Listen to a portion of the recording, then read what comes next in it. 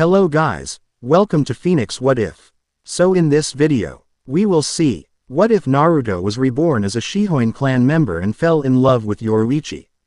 If you enjoy these kinds of stories, don't forget to show us some love by hitting the like button and subscribing to the channel. Your support means the world to us. Now, let's start the story. Chapter 1. The Uncaged Canary. The air in the Shihōin training grounds shimmered, thick with the weight of summer heat and the even heavier weight of expectation. It was a place of stark contrasts, where the manicured moss gardens and ancient, stoic cedars met the unforgiving hardness of packed earth, scarred by generations of relentless practice. Here, lineage was everything. It was a currency more valuable than skill, a promise whispered from birth. And for the dozens of children arranged in neat, disciplined rows, that promise was the only thing that mattered. They all wore the same simple white kikogi, their movements synchronized as they ran through the foundational kata of the Shihōin clan. Fists sliced through the air with crisp precision, feet slid across the ground in patterns ingrained through endless repetition. It was a display of inherited grace, a testament to the purity of their bloodline. All except for one. In the third row, a boy with hair the color of spun gold moved with a rhythm entirely his own. Where the others were sharp angles and rigid lines, he was a fluid, unpredictable current. His name was Arashi, and he was a whisper in the grand chorus of the Shihōin, a member of a distant branch family whose name carried little of the weight that burdened the main house. His spiritual pressure was a baffling anomaly, a vast, untamed ocean that dwarfed even the most promising of his peers. Yet it lacked the refined edge, the controlled intensity, that marked a true prodigy. The clan elders watched him with a mixture of curiosity and concern, unsure if he was a diamond in the rough or a flaw in the stone. The instructor, a stern man named Kenji whose face seemed carved from aged wood, brought the exercise to a halt with a sharp clap of his hands. Sparring drills. 10-count exchanges. Begin. The children bowed, partnered off, and the air filled with the thud of simulated strikes and the soft scuff of feet. Arashi found himself facing a boy from the main family, Oath whose smug expression was as practiced as his stance.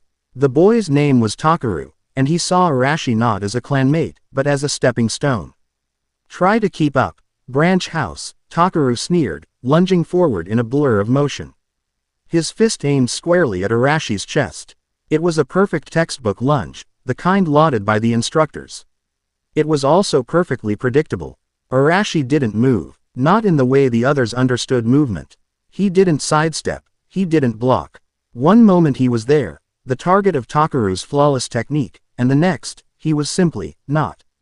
He reappeared a foot to the left, the attack whistling through the empty space he'd just occupied.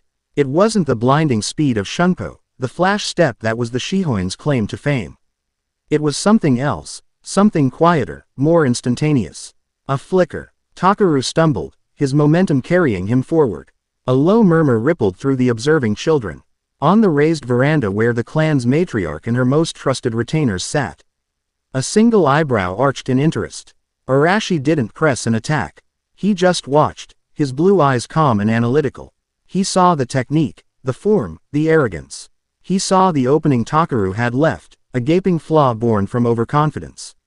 He could have ended the spar in that instant, a single strike to the back of the knee. But that wasn't the point. Again, Arashi said, his voice even. Takaru's face flushed with anger. He spun, launching into a furious combination, a whirlwind of kicks and punches designed to overwhelm. Each strike was precise, powerful, and utterly useless. Arashi flowed around him like water around a stone, his strange, flickering steps making a mockery of Takaru's rigid forms. He never moved more than was necessary, his scions so efficient they were almost insulting. He wasn't just dodging, he was dissecting his opponent's style, learning its rhythm, its weaknesses. The 10-count exchange ended. Takaru hadn't landed a single blow. He stood panting, his face a mask of humiliated fury. Arashi hadn't thrown a single punch. Enough. Kenji's voice cut through the tension. His gaze was fixed on Arashi, a flicker of something unreadable in his eyes. Arashi, you do not use the clan's forms. They're too slow, Arashi replied, the words simple and honest, devoid of any intentional disrespect. But in the hallowed grounds of the Shihōin, It was a statement bordering on heresy. A collective gasp went through the children. Takaru looked vindicated. Kenji's face hardened. The Shihōin forms have been perfected over 1,000 years. They are the foundation of our strength, the source of our speed. A foundation is meant to be built upon, not lived in, Arashi countered, his gaze unwavering.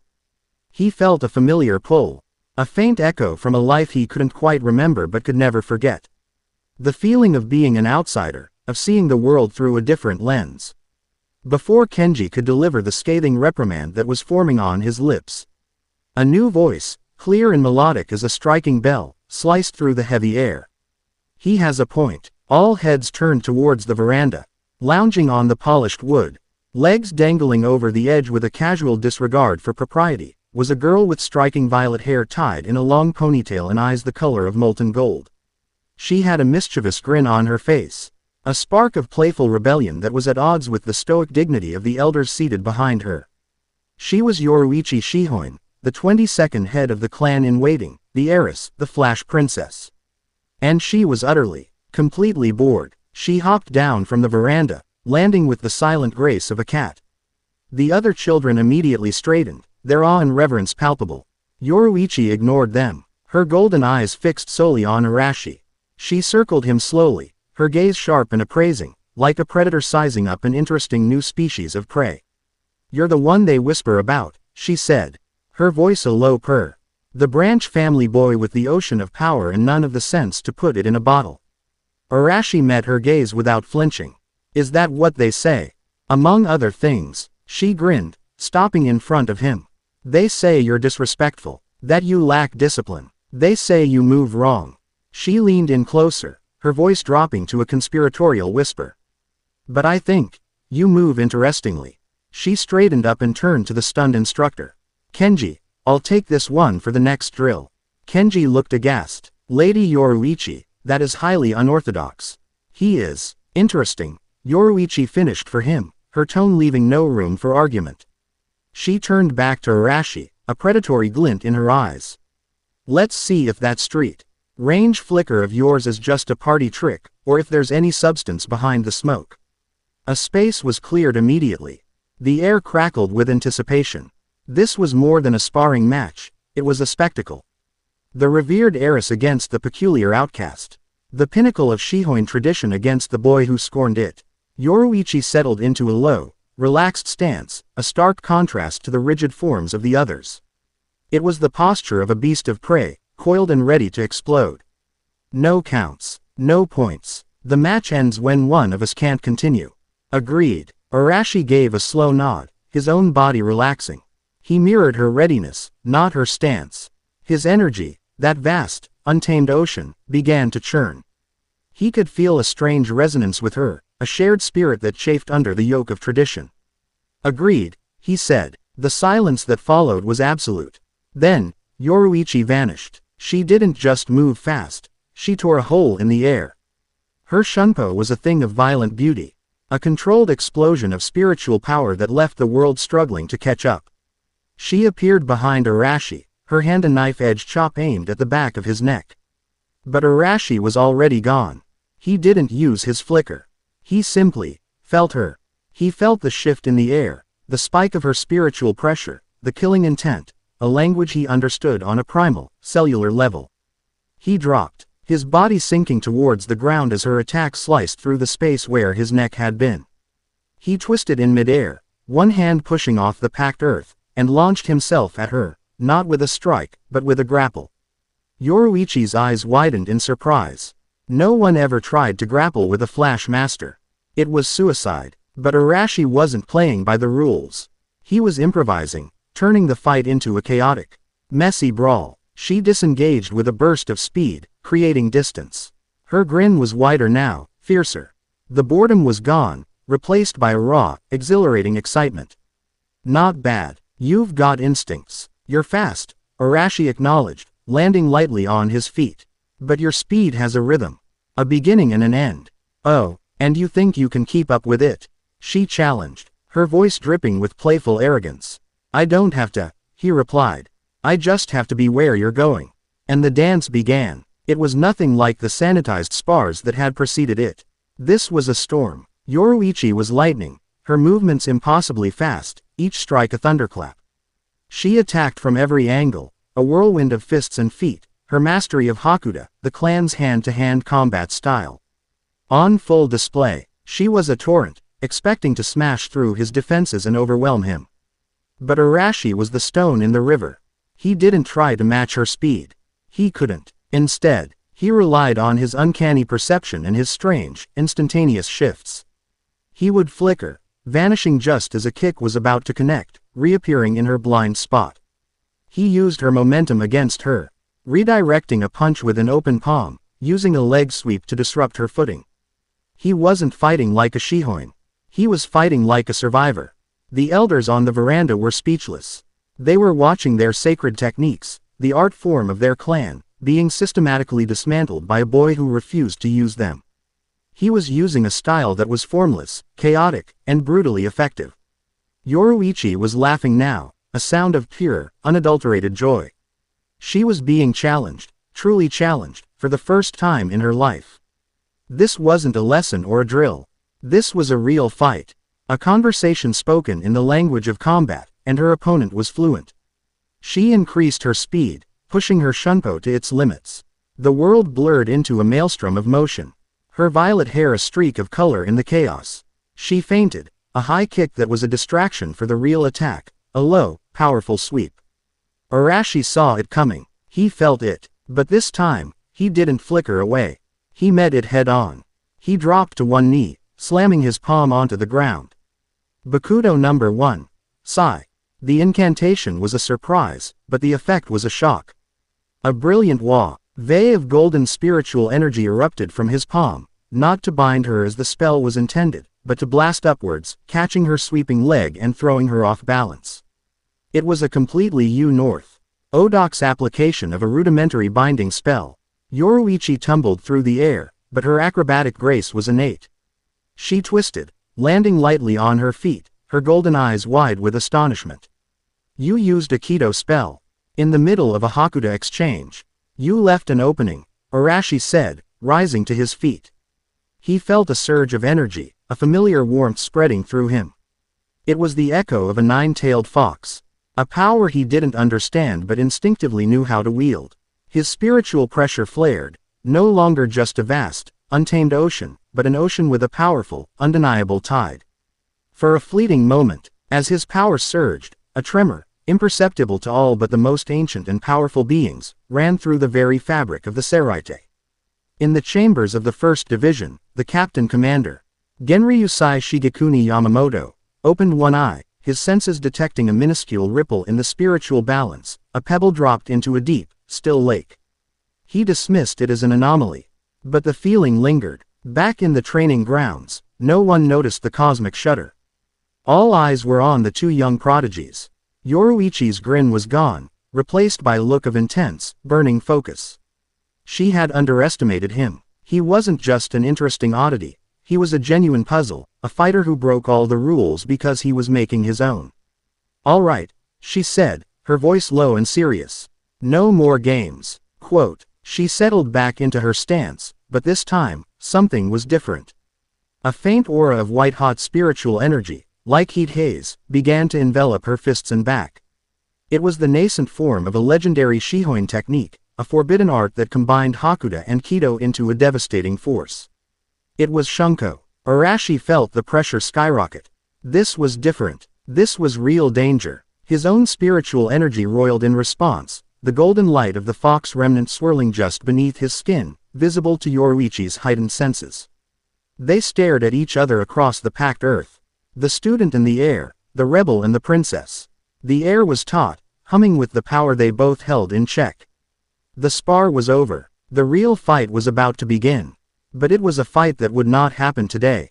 That is enough. The voice of the Shihōin matriarch, Yoruichi's mother, boomed across the training ground. It was a voice that carried the weight of centuries. A command that could not be disobeyed. Yoruichi's aura dissipated instantly, her expression shifting from fierce warrior to pouting child. But we were just getting to the good part. The demonstration is over, her mother stated, her gaze falling on Arashi. It was a heavy, measuring look. You, boy, What is your name? Arashi, ma'am, he replied, his own power receding, the golden light fading from view. Arashi, the matriarch repeated, tasting the name. Your style is unorthodox, but effective. She paused, her eyes narrowing slightly. You will be assigned to Lady Yoruichi's personal guard. Effective immediately. She requires a sparring partner who can keep her from growing complacent. The announcement landed like a thunderbolt. A branch family member, 1W. ITH, a reputation for disrespect and a bizarre fighting style, assigned to the heir's personal guard. It was unprecedented. Takaru and the other main house children looked on with unconcealed shock and envy. Yoruichi, however, broke into a wide, triumphant grin. She sauntered over to Arashi, slinging an arm around his shoulders with a familiarity that scandalized the elders. Hear that, Arashi? You're stuck with me now. Arashi looked at her, at the genuine excitement sparkling in her golden eyes, and for the first time that day, a small smile touched his own lips. He felt a connection to this wild, irrepressible girl, a sense of kinship that went beyond clan and status. It was the recognition of one caged bird for another, both longing for a wider sky. Looks that way, he said. As they walked away from the stunned crowd, Yoruichi leaned in close, her voice a low murmur meant only for him. That golden energy, I've never seen anything like it. What was it? Arashi looked ahead, at the sprawling Shihōin manor that was now, for better or worse, his new world. He didn't have an answer, not a real one. All he had were echoes, feelings, and an instinct that told him his life was about to become infinitely more complicated. And infinitely more interesting. I'm still figuring that out, he said. And for the first time in this new life, he felt like he might not have to figure it out alone. The promise of a shared rebellion, a shared journey, hung in the air between them, more potent than any clan doctrine or ancient tradition. The uncaged canary had just found his falcon. Chapter 1 end. Chapter 2. Echoes in the cage. The Shihōin manor was less a home and more a monument to its own legacy. Its corridors were vast and silent, the polished dark wood floors reflecting the severe lines of shoji screens like still water. Every servant moved with a practiced, silent efficiency, their presence felt but rarely seen. It was a world of suffocating grace, a gilded cage where every kai, RP and flutter was scrutinized by 100 pairs of unseen eyes. For Arashi, who had spent his previous life running wild under an open sky, it felt like being buried alive in silk. His new duties were, on the surface, simple. He was to attend Yoruichi. Attend her during her tedious lessons on clan history, during her stilted political meetings with powdered elders, during her excruciatingly formal meals. He stood a few paces behind her, a silent shadow in the formal black uniform of the guard, feeling the weight of countless glares. The main family members and high-ranking retainers looked at him as if he were a stain on an immaculate tapestry. A branch house boy, a brawler with no pedigree, elevated to the side of their princess. The contempt was a palpable thing, thick and cloying as the incense that burned in every room. He learned more by watching than he ever could in a classroom. He saw the subtle tightening of Yoruichi's jaw when Lord Ochi, a wizened elder with eyes like chips of flint, condescendingly quizzed her on obscure points of Seoul society law. He saw the flicker of frustration in her golden eyes when her mother corrected her posture for the third time during a tea ceremony. He saw the mask of playful indifference she wore, a shield against the crushing weight of expectation. She was the Flash Princess, a celebrated prodigy, but here, within the walls of her own home, she was a songbird being taught to sing only one, perfect, monotonous note. It was during a particularly mind-numbing calligraphy lesson that she finally broke. The instructor, a stooped old man, was droning on about the spiritual significance of the downward stroke of a particular kanji. Yoruichi, with a theatrical sigh that echoed through the quiet room, threw her brush down, splattering a perfect black circle onto the pristine rice paper. "I'm done," she announced, the words sharp and final. The instructor froze, his mouth agape. "Lady Yoruichi, the lesson is not." "Oh, it's over," she said, hopping up from her cushion. She shot Arashi a look, a mischievous glint that was the first genuine spark of life he'd seen in her all day. "Arashi, you're with me. We have important clan business." Without waiting for a response, she strode out of the room, her ponytail swinging like a defiant banner. Arashi gave the stunned instructor a short, unapologetic bow and followed her. Hisu. LD feel the whispers erupting in their wake. She led him through a labyrinth of corridors, her pace quickening with every step, as if she were shedding the suffocating atmosphere of the manor. They passed through a small, unassuming gate at the back of the estate and emerged into a different world. This was not the manicured perfection of the main training grounds. It was a wild, untamed space, AC. Leering surrounded by a dense thicket of ancient, gnarled trees, the ground a patchwork of soft moss and exposed rock. It felt secret. It felt free. Yoruichi spun around, a wide, predatory grin stretching across her face. Finally, I thought I was going to mummify in there. She stretched her arms above her head, the black fabric of her uniform pulling taut. This is my real training ground. No instructors, no elders, no rules. Her golden eyes locked onto him. And no holding back. She shed the formal outer jacket of her uniform, leaving her in the sleeveless top that allowed for complete freedom of movement. The air between them shifted. The titles, the politics, the suffocating etiquette of the manor, it all melted away under the canopy of the ancient trees. Here, they were not Eris and Guard. They were just two fighters. Hungry for a real challenge. You're still a puzzle, Arashi, she said, her voice a low purr as she began to circle him. That strange flicker step, the bizarre use of Bakudo, and that golden power. She paused, her gaze sharp. I want to see it again. I want to see what it can really do. I'm not a pet you can order to do tricks, he replied, his own body settling into a relaxed, ready state. Her grin widened. Good. Pets are boring. I want a sparring partner who bites back. She didn't bother with a warning. She exploded forward, her shunpo leaving a faint shimmer in the air. This was not the measured, almost playful speed from their first match. This was raw, untethered velocity. Her fist aimed not for a point, but to break something. Arashi's instincts screamed. He flickered, the world stuttering for a microsecond as he shifted a foot to his right. Her punch tore through the space he'd occupied, the force of it sending a shockwave through air that rustled the leaves of the trees behind him. He didn't counter. He observed. She was faster today, more aggressive. She was venting the frustration that had been building within the walls of the manor. This wasn't just a spar. It was a release. Too slow, she taunted, spinning into a blindingly fast sequence of kicks. He flowed around her, a phantom in the storm. He let her set the pace. Her relentless assault pushing him further and further back into the clearing. He was a leaf on the wind, yielding, redirecting, his strange, instantaneous movements a constant disruption to her rhythm.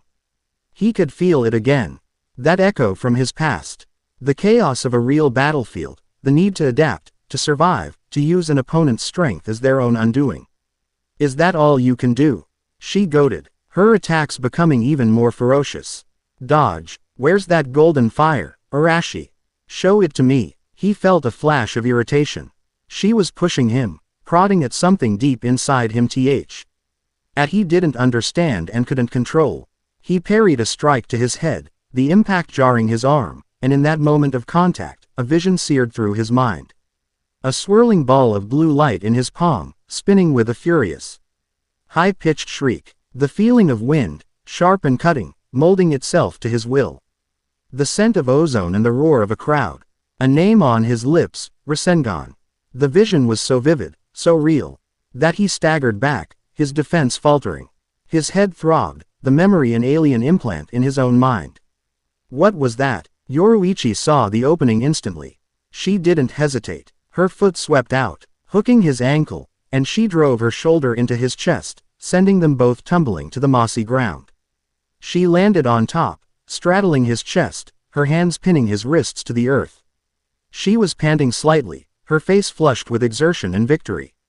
Got you, she breathed, a triumphant grin on her face. But the grin faded as she saw the look in his eyes. It wasn't the frustration of defeat. It was a profound, unnerving confusion. What was that? You just stopped. I saw something, he said, his voice distant. He could still feel the Tom's sensation of that spinning sphere in his hand. Yoruichi's curiosity overrode her competitive spirit. She eased her weight off him but didn't let go of his wrists. Saw what? He hesitated. How could he explain a memory that wasn't his? A technique. A ball of spinning. Energy. He searched for the word. Chakra. The word felt right on his tongue, but it was meaningless. He had spiritual pressure. Raryoku. Everyone did. What was chakra? Yoruichi's brow furrowed. Chakra. Never heard of it. She leaned closer, her golden eyes studying his face intently. When I push you, when you get real. Why pressed? Your spiritual pressure changes. It gets wilder, but also denser. It feels ancient. That's when the gold light appears. Is that what you're talking about? Before he could answer, a dry, cutting voice interrupted them. A touching scene. The lady heiress rolling in the dirt with her new pet. They both froze. Standing at the edge of the clearing, his hands tucked into the sleeves of his immaculate robes, was Lord Ochi. His flint-like eyes were narrowed in disapproval, his thin lips pressed into a sneer. Two other elders flanked him, their faces impassive masks of judgment. Yoruichi scrambled off Arashi, her face hardening. The playful warrior was gone, replaced instantly by the guarded princess. Lord Ochi, I was not aware my private training required an audience. Everything. The future head of this clan is a matter of public concern, Ochi replied, his gaze shifting to Arashi. It was a look of pure, unadulterated loathing. Especially when she chooses to associate with impurities. This boy's presence defiles the sanctity of your training. Arashi rose to his feet, his own expression cold. He had faced men like Ochi before, in another life. Men who hid their weakness behind titles and their fear behind tradition. His spiritual pressure is an anomaly, Ochi continued, his voice dripping with venom. It is vast, yes, but it is unrefined. Uncouth. It lacks the purity of the Shihōin bloodline. It is a mongrel energy, and it will contaminate you, my lady. Arashi is my sparring partner, Yoruichi shot back, her voice like ice. His power challenges me in ways your hand-picked sycophants never could. He is making me stronger. Or is he weakening your resolve? Ochi countered smoothly, teaching you his brutish, undisciplined ways. You are to be the head of the Onmitsukido. The secret mobile core. You require surgical precision, not the wild flailing of a back-alley brawler. He is a distraction, a dangerous one. He took a step forward, his spiritual pressure, old and sharp as a shard of glass, pressing down on Arashi. You would be wise to remember your place, branch house. The master's table is not for dogs, no matter how interesting their bark.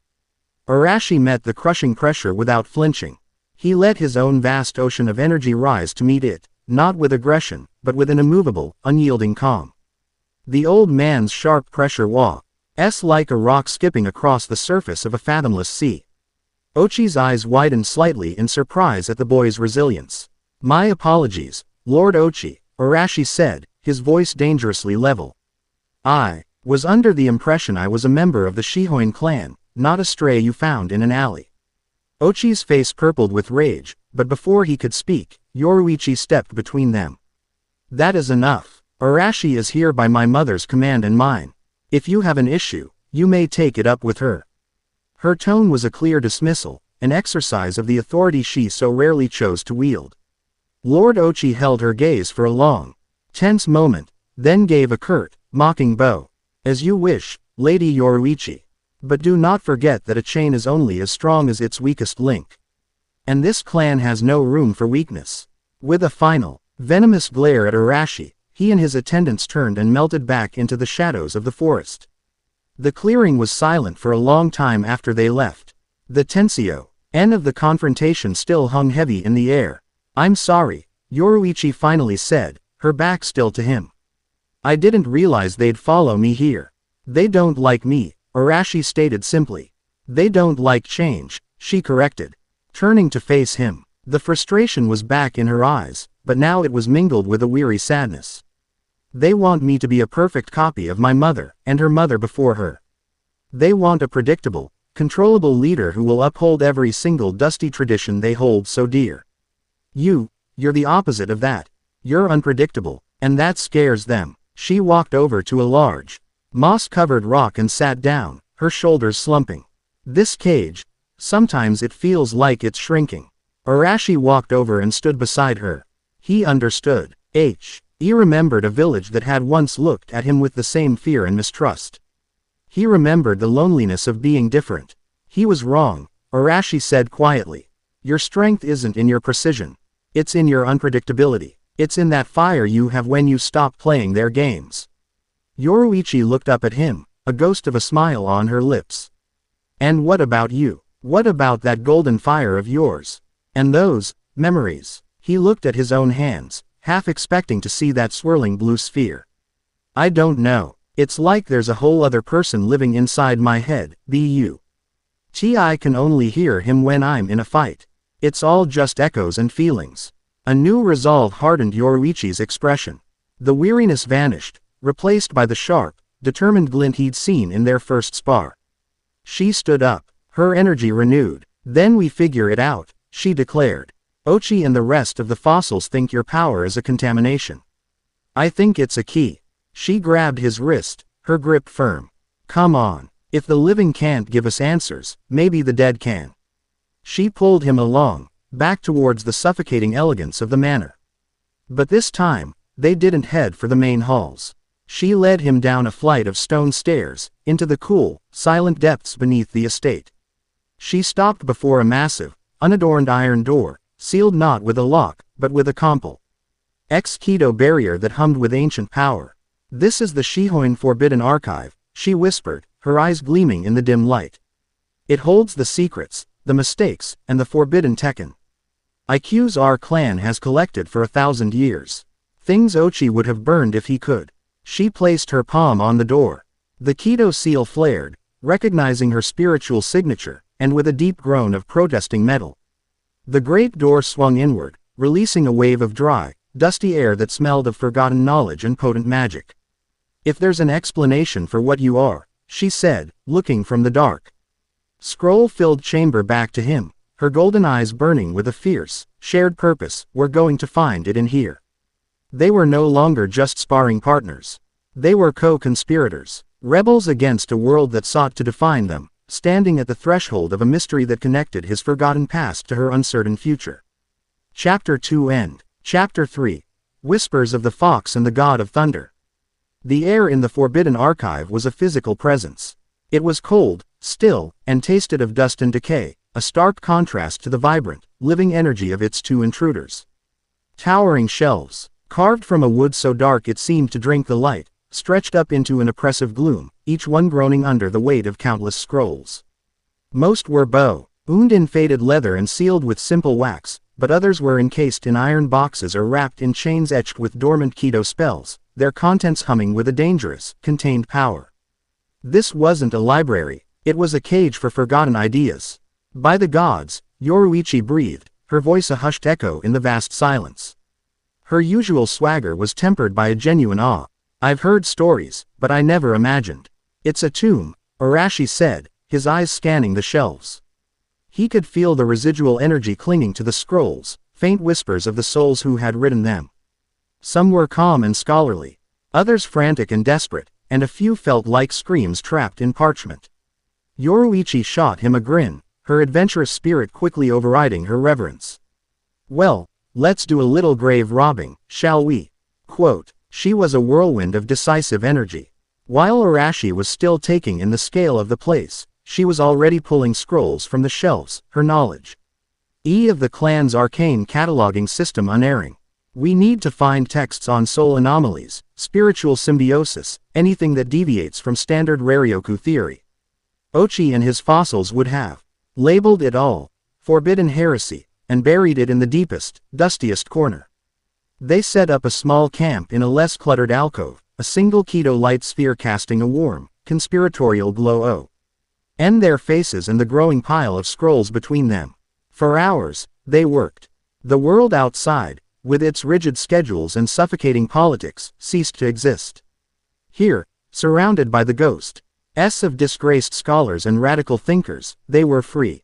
Their dynamic found a natural rhythm. Yoruichi was the engine, tearing through texts with a razor-sharp intellect, discarding irrelevant treatises on soul transference and spectral parasites with impatient flicks of her wrist. She could read the dense, archaic script as easily as she could read an opponent's stance, her mind a weapon perfectly suited for this kind of warfare.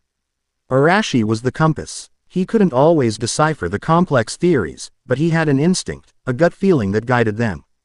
He'd run his fingers over a scroll case and feel a faint resonance. A hum of familiarity that he couldn't explain.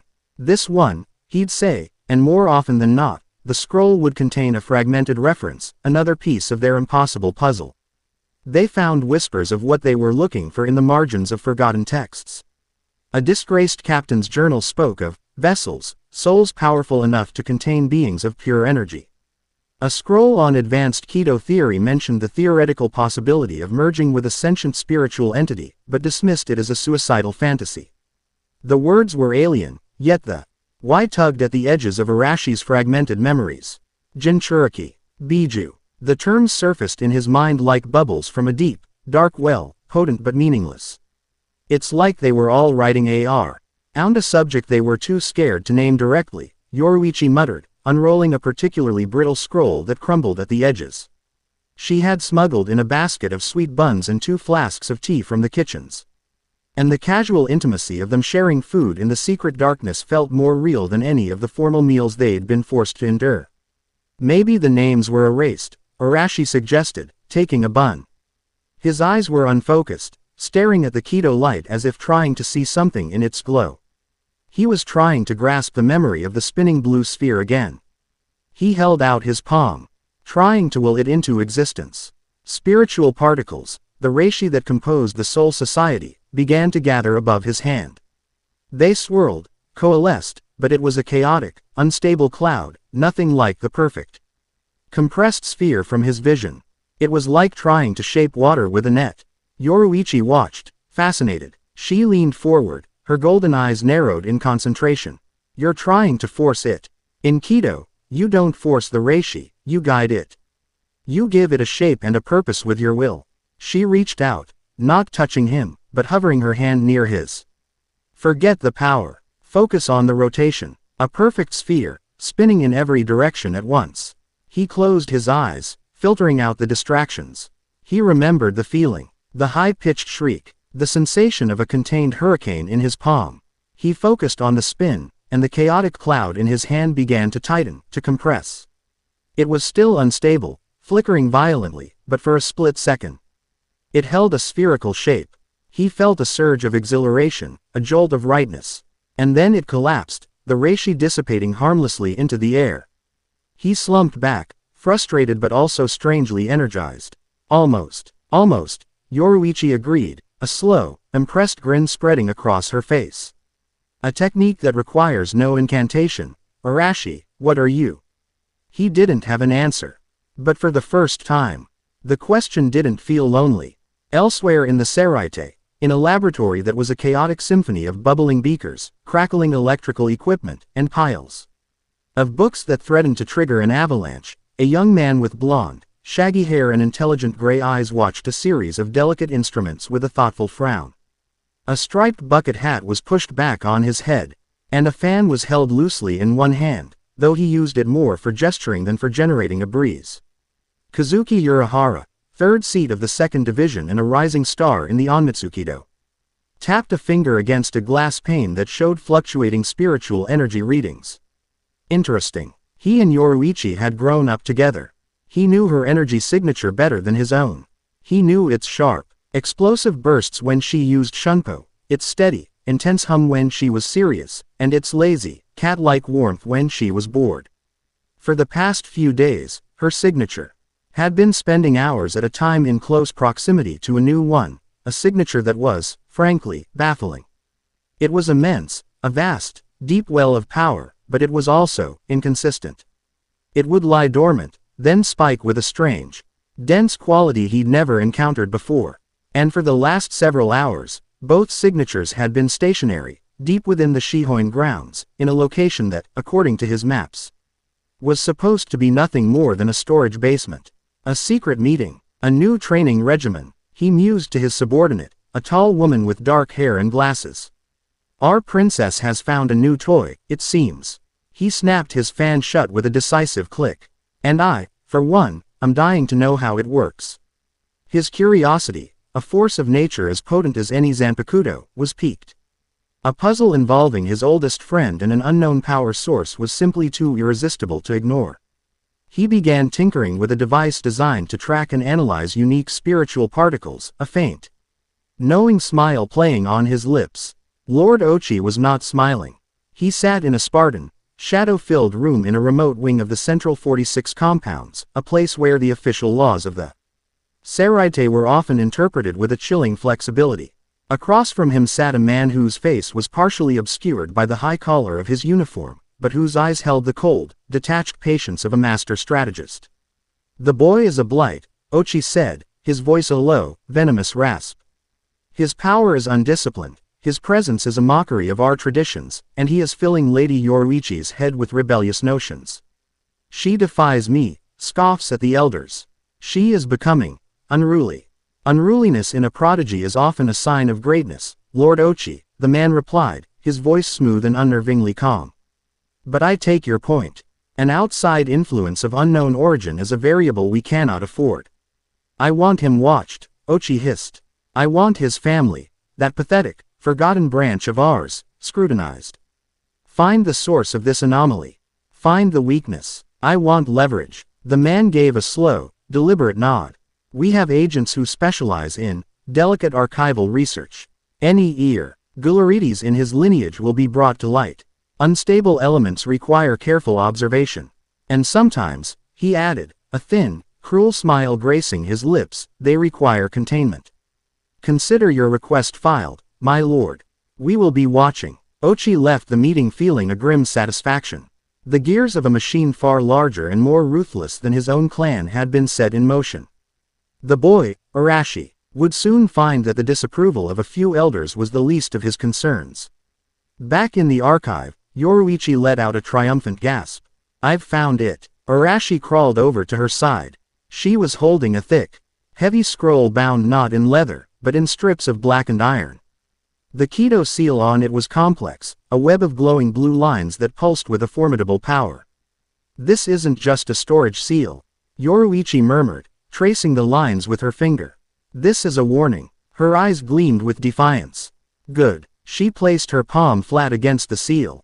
"The Shihōin air commands the open." Her spiritual pressure, refined and sharp as a needle, flowed into the seal.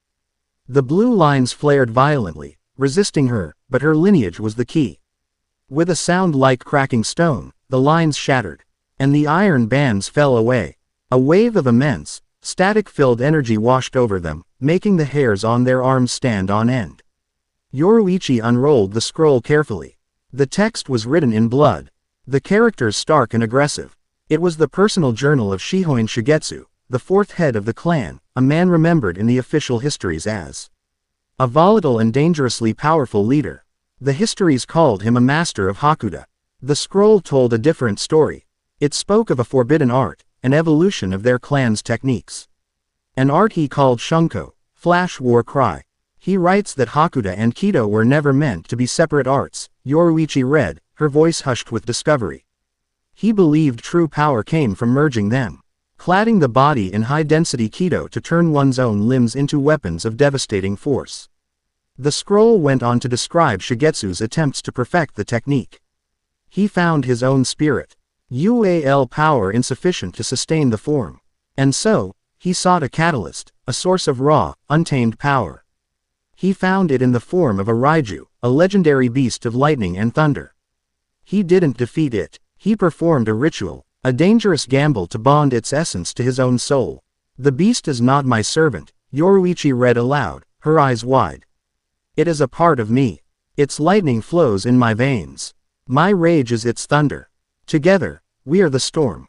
We are Shunko." The description of the bonding, the merging of two distinct spiritual entities into a single, symbiotic being, struck Arashi like a physical blow. A torrent of memories, sharper and more violent than ever before, flooded his mind. He was standing in a vast, dark space, water up to his ankles.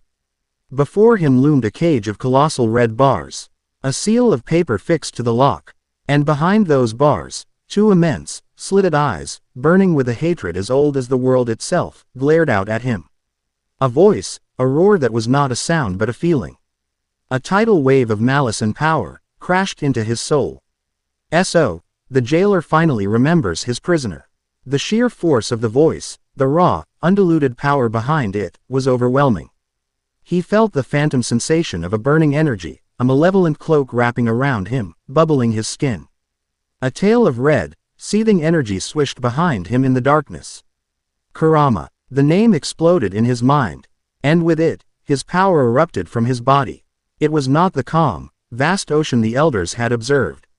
It was a tsunami, a torrent of golden-red spiritual energy, dense, ancient, and utterly furious. Burst out of him. The scrolls on the shelves were blasted back, the stone floor cracked under the pressure, and the entire archive shuddered as if struck by an earthquake. The Kido light sphere shattered, plunging them into darkness, a darkness immediately filled by the terrifying, incandescent glow radiating from Arashi. He was on his knees, clutching his head, his body wreathed in the roiling, chaotic energy of a nine-tailed fox. The surge of power was a beacon in the night. In his lab, every one of Urahara's instruments screamed and then exploded in a shower of sparks, their needles having pinned themselves past the maximum reading.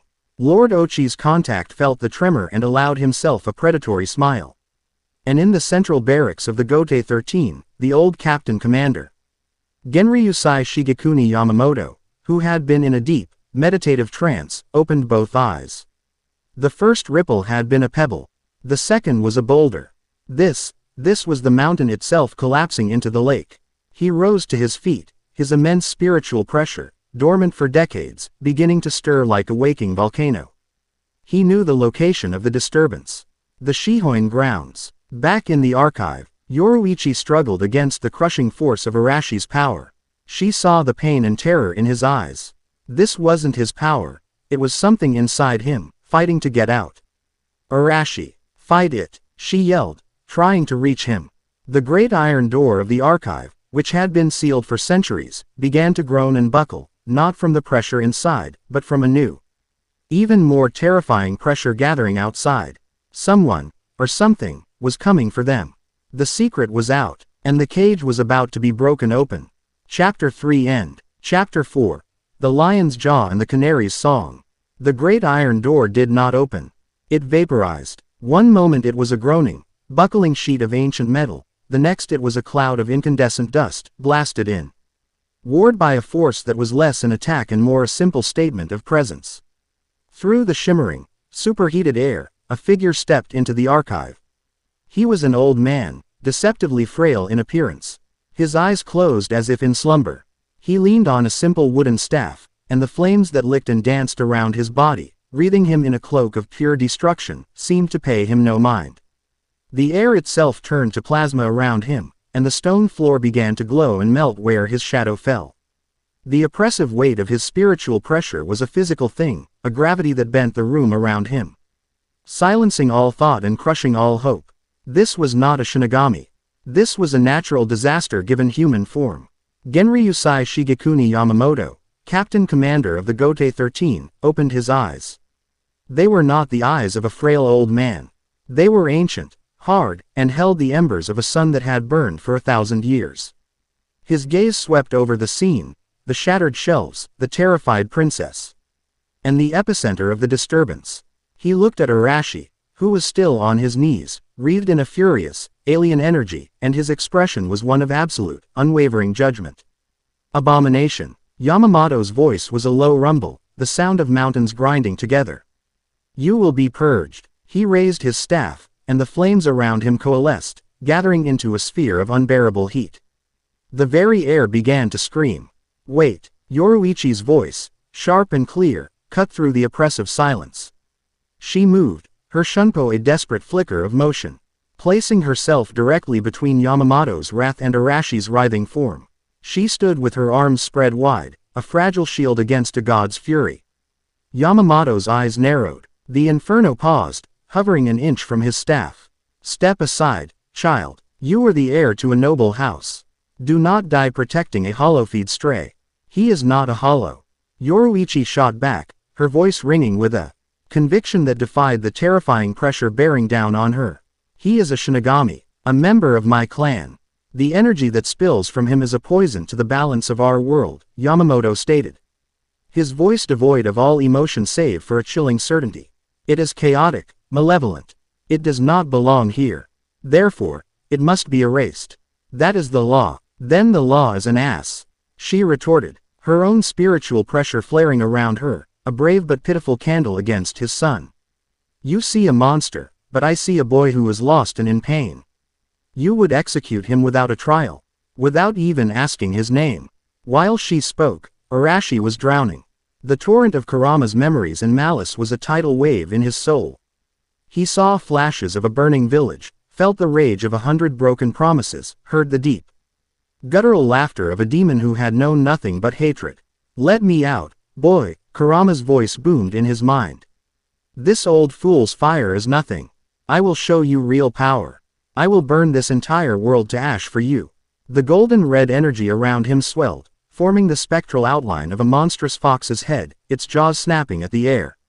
Yamamoto's gaze hardened. The beast reveals itself. My judgment is confirmed. No, a voice whispered in Arashi's mind. It was not Kurama's. It was his own. Faint, battered, but still there. This is not my rage. This is not my power. He remembered Yoruichi's words from the clearing. You're trying to force it. You don't force the reishi, you guide it. He remembered a village that had scorned him, and the promise he had made to protect it. He remembered the feeling of camaraderie, the warmth of friendship. Those memories were his. The hate, the rage, the burning desire for destruction, that was the fox. He was the jailer, not the prisoner. Get out of my head. Arashi roared, the words tearing from his throat. He slammed his palms onto the stone floor, not in an attack, but in an act of will. He wasn't trying to fight Kurama. He was trying to cage him. He focused on the seal he had seen in his vision, the great red bars, the paper lock. He poured every ounce of his own spiritual energy, his own will, into reinforcing that cage. The spectral fox head shrieked, a sound of pure fury, and then began to dissipate. The violent, chaotic energy flooding the room didn't vanish, but it retreated, pulling back into Arashi's body as if being sucked into a vortex. The oppressive red glow faded, replaced by his own vast, but now calm, deep blue spiritual pressure. He collapsed onto the floor, panting, sweat pouring down his face. But his eyes were clear. He was in control. The room was silent. Yamamoto's fire still burned, but his eyes held a flicker of something other than cold judgment, surprise. He had seen a creature of pure, mindless destruction momentarily tamed by a force of will he would not have thought possible. Yoruichi stared, her heart pounding. She had seen him fight, had seen his strange power. But this was something else. This was the strength of a soul refusing to be consumed. You see, she said, her voice softer now, but no less firm. He is not the monster. He is its warden. Yamamoto lowered his staff, though the flames did not extinguish. A warden who cannot control his prisoner is as dangerous as the prisoner himself. My verdict stands. He is too great a risk. He took a step forward. He will be taken to the central great underground prison. His power will be sealed, and he will remain there until the Central 46 deems him no longer a threat. It was a fate some considered worse than death. No, Yoruichi didn't back down. He will do no such thing. That was not a request, Lady Shihōin. Yamamoto's voice was dangerously low. And my refusal was not a suggestion, Captain Commander. She countered, her chin held high. He is under the protection of the Shihōin clan. To take him, you will have to go through me. And if you strike down the heir to the Onmitsukido, you will have a civil war on your hands. Is this abomination worth tearing the Seraite in two? It was an audacious, reckless bluff, a gamble of breathtaking proportions. She was leveraging her entire lineage, the stability of the 13 court guard squads, on the life of a boy she had known for a few days. Yamamoto's eyes burned into her, and for a moment, Arashi was certain the old man would call her bluff and incinerate them both. The tension was absolute, a string pulled so taut it had to snap. My, what a fiery scene. A new voice, light and casual, drifted in from the vaporized doorway. I leave you two alone for a day and you're already trying to start a war with Gramps Yamamoto. You really ought to invite me to these things, Yoruichi. Kazuki Urahara strolled into the room, snapping his fan open with a cheerful flick of his wrist. He seemed utterly oblivious to the melting stone and the crushing spiritual pressure, his demeanor as relaxed as if he'd just walked in for a cup of tea. He paused, looking at the devastation, at the furious captain commander, the defiant princess, and the exhausted boy on the floor. Urahara said, tapping his chin with his fan. Looks like someone spilled something. A rather large, angry, fox-shaped something, by the looks of it. Yamamoto turned his baleful glare on the newcomer. Urahara Kazuki, this does not concern the second division. On the contrary, sir, Urahara said with a disarming smile, though his eyes were sharp and analytical as they assessed Arashi.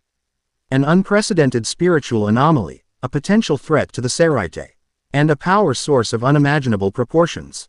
It concerns the Shinigami Research and Development Institute a great deal. And since I'm its founder and president, I'd say it concerns me personally. He walked forward, stopping beside Yoruichi, his casual presence a strange buffer between her and Yamamoto.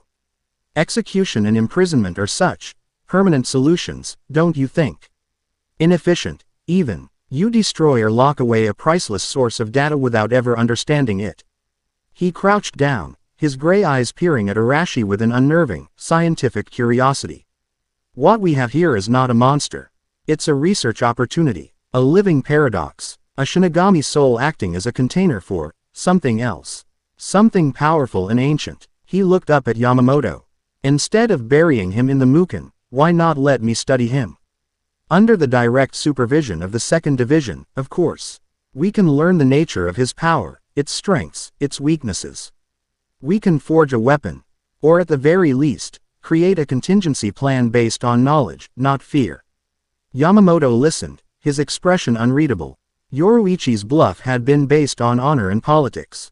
Urahara's proposal was based on cold, pragmatic logic. It offered a third path, one that satisfied the captain commander's duty to protect the Seraite while also acknowledging the unknown nature of the threat. He would be your responsibility, Yamamoto said, his voice a low growl. If he loses control again, if anyone is harmed, his life and yours will be forfeit. A reasonable stipulation, Urahara agreed with a nod, as if they were discussing the weather. He looked at Arashi. What do you say, Arashi-kun? Would you rather be a lab rat or a caged bird? Arashi pushed himself up, his body aching but his mind clear. He looked at Yoruichi, who had just risked everything for him. He looked at Urahara, whose casual demeanor masked a terrifyingly sharp intellect. And he looked at Yamamoto, the embodiment of the order that sought to crush him. He was a variable, an unknown. They were afraid of him. Good. Fear could be a tool. I am not a rat or a bird, Arashi said, his voice steady. But I will agree to be studied. On one condition. Urahara's eyebrows shot up in amusement. Bargaining with the captain commander. You've got spirit, I'll give you that. What is your condition, boy? Yamamoto rumbled. I remain by Lady Yoruichi's side, Arashi stated, his gaze unwavering. I am her guard. My duty is to her. Whatever research you conduct, whatever tests you perform, they will be done around my duties. Not in place of them. It was a declaration. He was not just an object of study or a prisoner on parole. He was a person with a purpose, a loyalty. It was an assertion of his own identity in the face of those who sought to define him as a monster. A long silence followed. Yoruichi looked at him with a new sense of wonder. Urahara's smile was one of genuine intellectual delight. This was getting more interesting by the second. Finally, Yamamoto gave a slow, deliberate nod. The flames around him receded, flowing back into his staff until it was just a simple piece of wood once more. The crushing pressure lessened, and the room felt sane again. Very well, the captain commander declared. Arashi of the Shihōin clan is hereby remanded to the custody of the 2nd Division.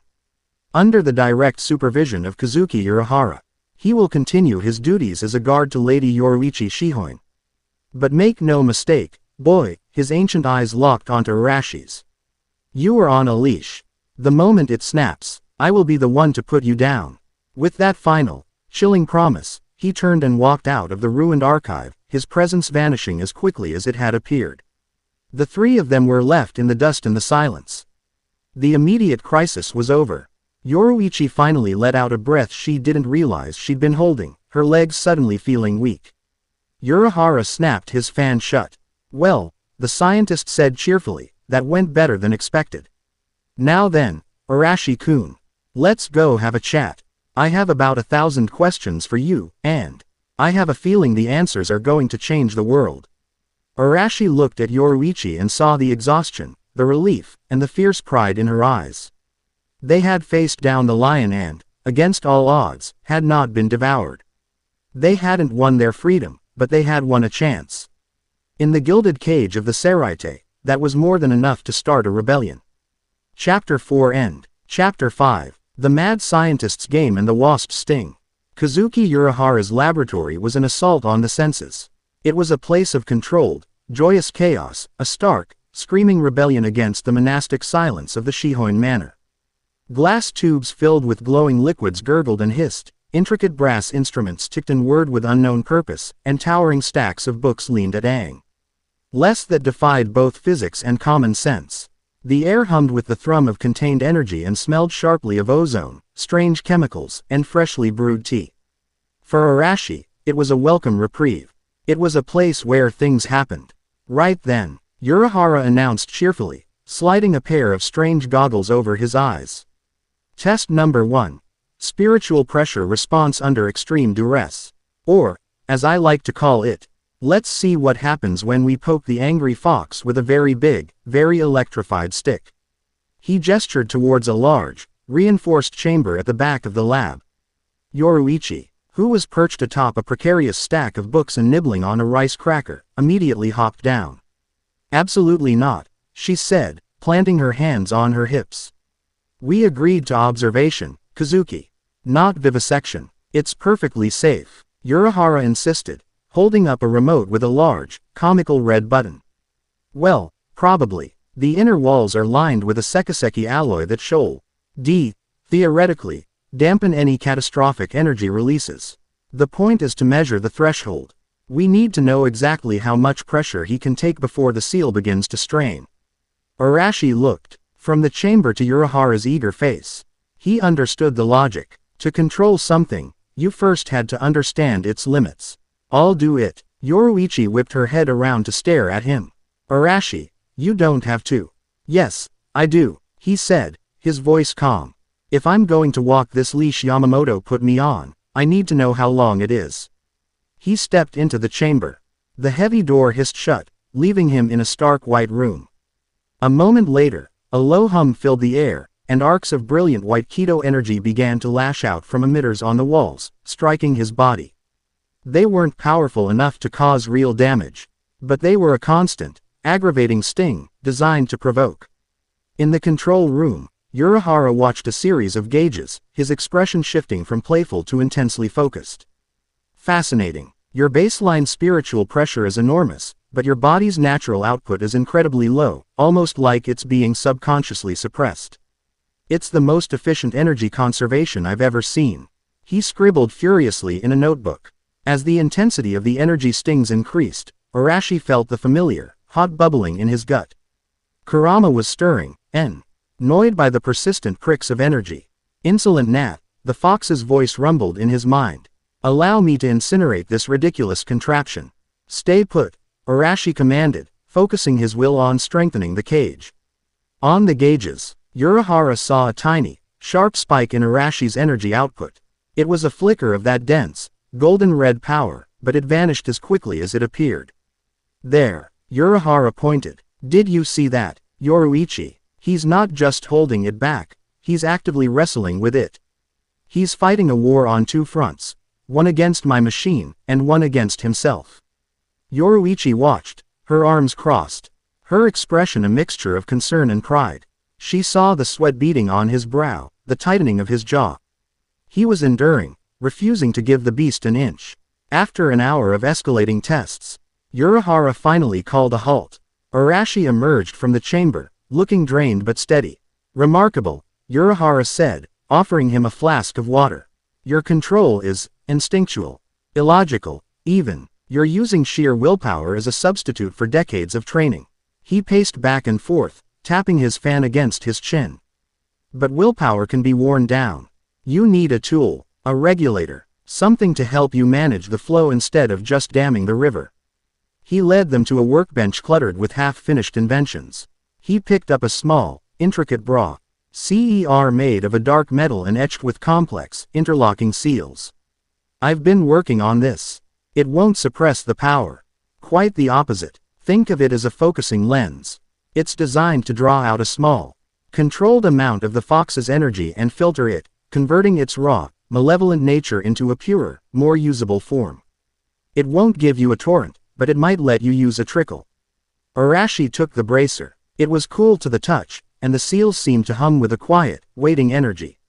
He slipped it onto his forearm. It tightened automatically, a perfect fit.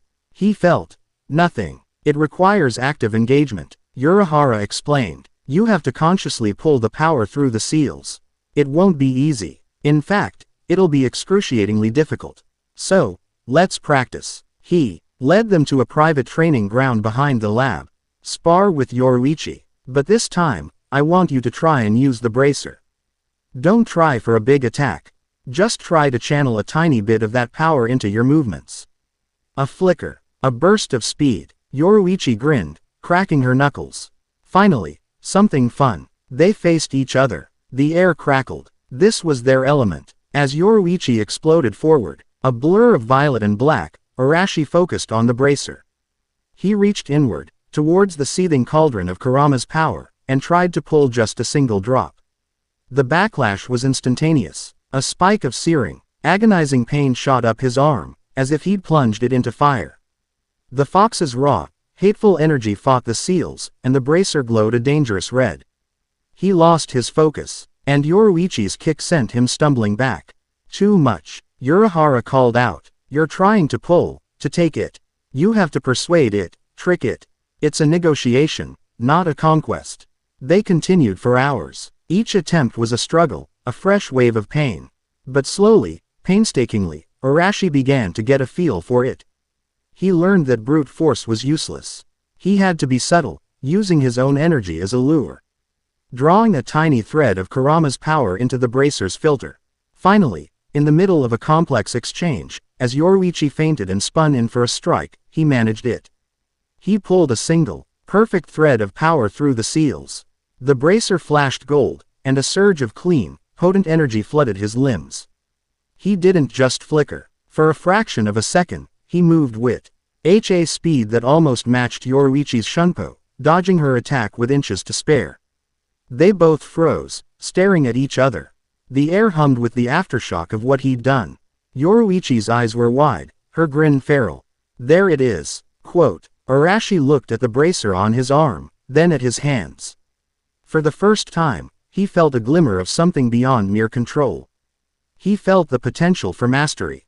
Returning to the Shihōin manor was like stepping from a vibrant, sunlit world back into a deep, cold shadow. The change in the atmosphere was immediate.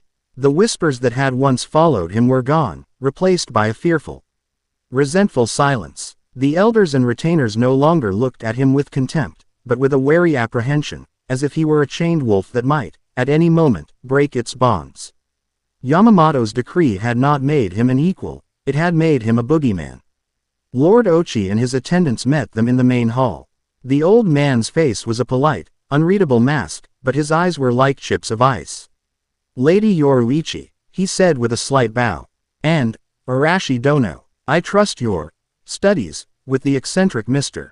Urahara were fruitful. The honorific was a drop of poison disguised as honey. They were enlightening, Lord Ochi, Yoruichi replied, her tone just as cool. Good. It is important that such volatile assets are properly understood. Ochi's gaze shifted to Arashi. You have caused quite a stir. The other noble houses are whispering. They question the wisdom of allowing such an unstable power to reside so close to the head of a great clan. His words were a clear, subtle threat. A reminder that the world was watching. As Ochi spoke, Arashi felt it. A flicker. It came from a quiet, unassuming Shinigami standing just behind Ochi's shoulder. It wasn't the broad, unfocused animosity of the other elders. It was a sliver of ice in the air, a sharp, focused spike of killing intent. But it wasn't directed at him. It was directed at Yoruichi. It was a flash of pure, venomous hatred for the fact that she was standing next to him, defending him. The Shinigami's face was a blank canvas, his spiritual pressure utterly suppressed, but for that one, unguarded second. Arashi had seen the viper coiled beneath the placid surface. The moment passed. The Shinigami was just another face in the crowd again. Arashi said nothing, his own expression unchanging, but the information was logged. Filed away with a cold certainty. This was not just about tradition anymore. This was a conspiracy. A public demonstration is required. The words came from Urahara a few days later. Ochi and his cronies are spreading rumors that you're a time bomb. Yamamoto is getting pressure from the Central 46. We need to show them control, not just power. The second DV, Scion, is holding a high-level sparring exhibition. You will participate. Yoruichi slammed her fist on the table in Urahara's lab. It's a setup. They'll put him in the ring with some brute and try to provoke him into losing control. Exactly, Urahara said, his fan hiding a sly smile. Which is why it's the perfect stage. I'll do it, Arashi said again, cutting off Yoruichi's protest. He knew they were right. He had to face the fear he was creating, and the only way to do that was to walk into the lion's den and prove he wasn't the monster they thought he was. The 2nd Division's main training ground was a vast, open-air arena. Overlooked by viewing platforms crowded with high-ranking officers from various divisions. The air was thick with scrutiny. Arashi stood in the center of the arena, feeling the weight of hundreds of judgmental eyes. His opponent was announced, Sui Feng, of the Onmitsukido's Patrol Corps. A small, wiry girl with dark hair cut in a severe style stepped into the ring. She was young, perhaps even younger than him, but her eyes were old and cold. Her gaze was fixed not on him, but on Yoruichi, who was standing on the viewing platform next to Urahara. In that gaze, Arashi saw a burning, fanatic devotion. Then, her eyes shifted to him, and the devotion curdled into a look of pure, undiluted hatred. She saw him as a corruption, a stain on the perfection of her idol. I will eliminate the filth that clings to Yoruichi-sama, Sui Feng said, her voice low and utterly devoid of warmth. This was not a spar to her. This was an execution. The match began. Sui Feng exploded into motion, her speed startling. She was a practitioner of the same Shihōin arts as Yoruichi, but her style was different. Where Yoruichi was a powerful, flowing river, Sui Feng was a wasp, all sharp, stinging angles and deadly, precise strikes. She aimed for vital points, for nerve clusters, her movements economical and utterly ruthless. Arashi was forced onto the defensive. He couldn't use his overwhelming power. He couldn't even risk a flicker step, as the momentary flash of his strange technique might be misconstrued as a loss of control. He had to rely on pure instinct and reaction, flowing around her attacks. Parrying her knife-hand strikes, turning what was meant to be an assassination into a frustrating dance. Is this all the monster can do? Sui Feng hissed, her attacks growing faster, more vicious. Dodge and weave like a coward. She was trying to bait him.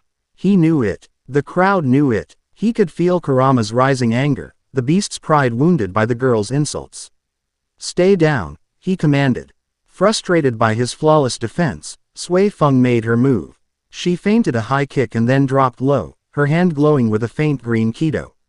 It was a two-fingered strike aimed directly at his chest. Naijeki Kesatsu, the second strike of her Zanpakudo's Shikai, a technique that created a mark for a second, guaranteed fatal blow. It was not a sparring move. It was an assassination technique. The crowd gasped. Yoruichi tensed, about to intervene. In that split second, with the deadly strike just inches from his chest, Arashi felt Kurama's rage surge, screaming for blood. Kill her. The power flooded towards his limbs, begging to be released in a devastating counterattack. But instead of letting it explode, Arashi channeled it. He didn't fight the wave, he guided it. He funneled the entirety of that murderous intent into the bracer on his arm. The seals flared with a brilliant, blinding golden light. The searing pain was immense, but he held on. He didn't use the filtered power for an attack, or even for a burst of speed. He used it for a single, perfect, impossibly small action. He flickered. It wasn't a step, it was a cessation of existence. One moment he was the target of a fatal blow, the next he was standing 5 feet to the left, his arms crossed, his expression calm. Sui Feng's attack hit nothing but air. Her momentum carried her forward, and she stumbled.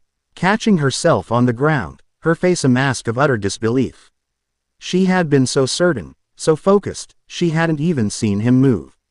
The arena was dead silent. He hadn't retaliated. He hadn't attacked. He hadn't even raised his voice. Faced with a potentially lethal blow, he had responded with the ultimate display of control. He had simply left. He had won the match. Without laying a single finger on his opponent. Sui Feng stared at him, her chest heaving, her hatred now mixed with a bitter, humiliating confusion. She had been defeated, not by a monster's power, but by a warrior's discipline. Later that evening, Yoruichi found him on a balcony of the manor, overlooking the vast, sprawling city of the Seraite. The wind was cool, a welcome relief. "You were incredible," she said softly, coming to stand beside him. "I saw it. That moment. You almost lost it." He looked at the bracer on his arm. The seals were dark and dormant again. Almost. She reached out, her fingers gently tracing the intricate lines of the metal. It was an unexpectedly gentle gesture. "You're walking on a knife's edge, Arashi." He looked at her, at the genuine concern in her golden eyes. And the connection he felt with her deepened, settling into something solid and real. She wasn't just his ally in rebellion anymore. She was his anchor in the storm that raged inside him. "Why, you're the one who's keeping me from falling," he said, the words simple and true. He had survived another test. He had allies, a purpose, and a fragile hold on the demon within. But as he looked out at the twinkling lights of the world he now inhabited, he couldn't shake the memory of that quiet Shinigami's eyes, and the cold, viper-like hatred he'd seen coiled within them. The cage had new rules, but the predators were still circling. And some of them wore the faces of friends. Chapter 5 End. Chapter 6. The Shadow in the Garden.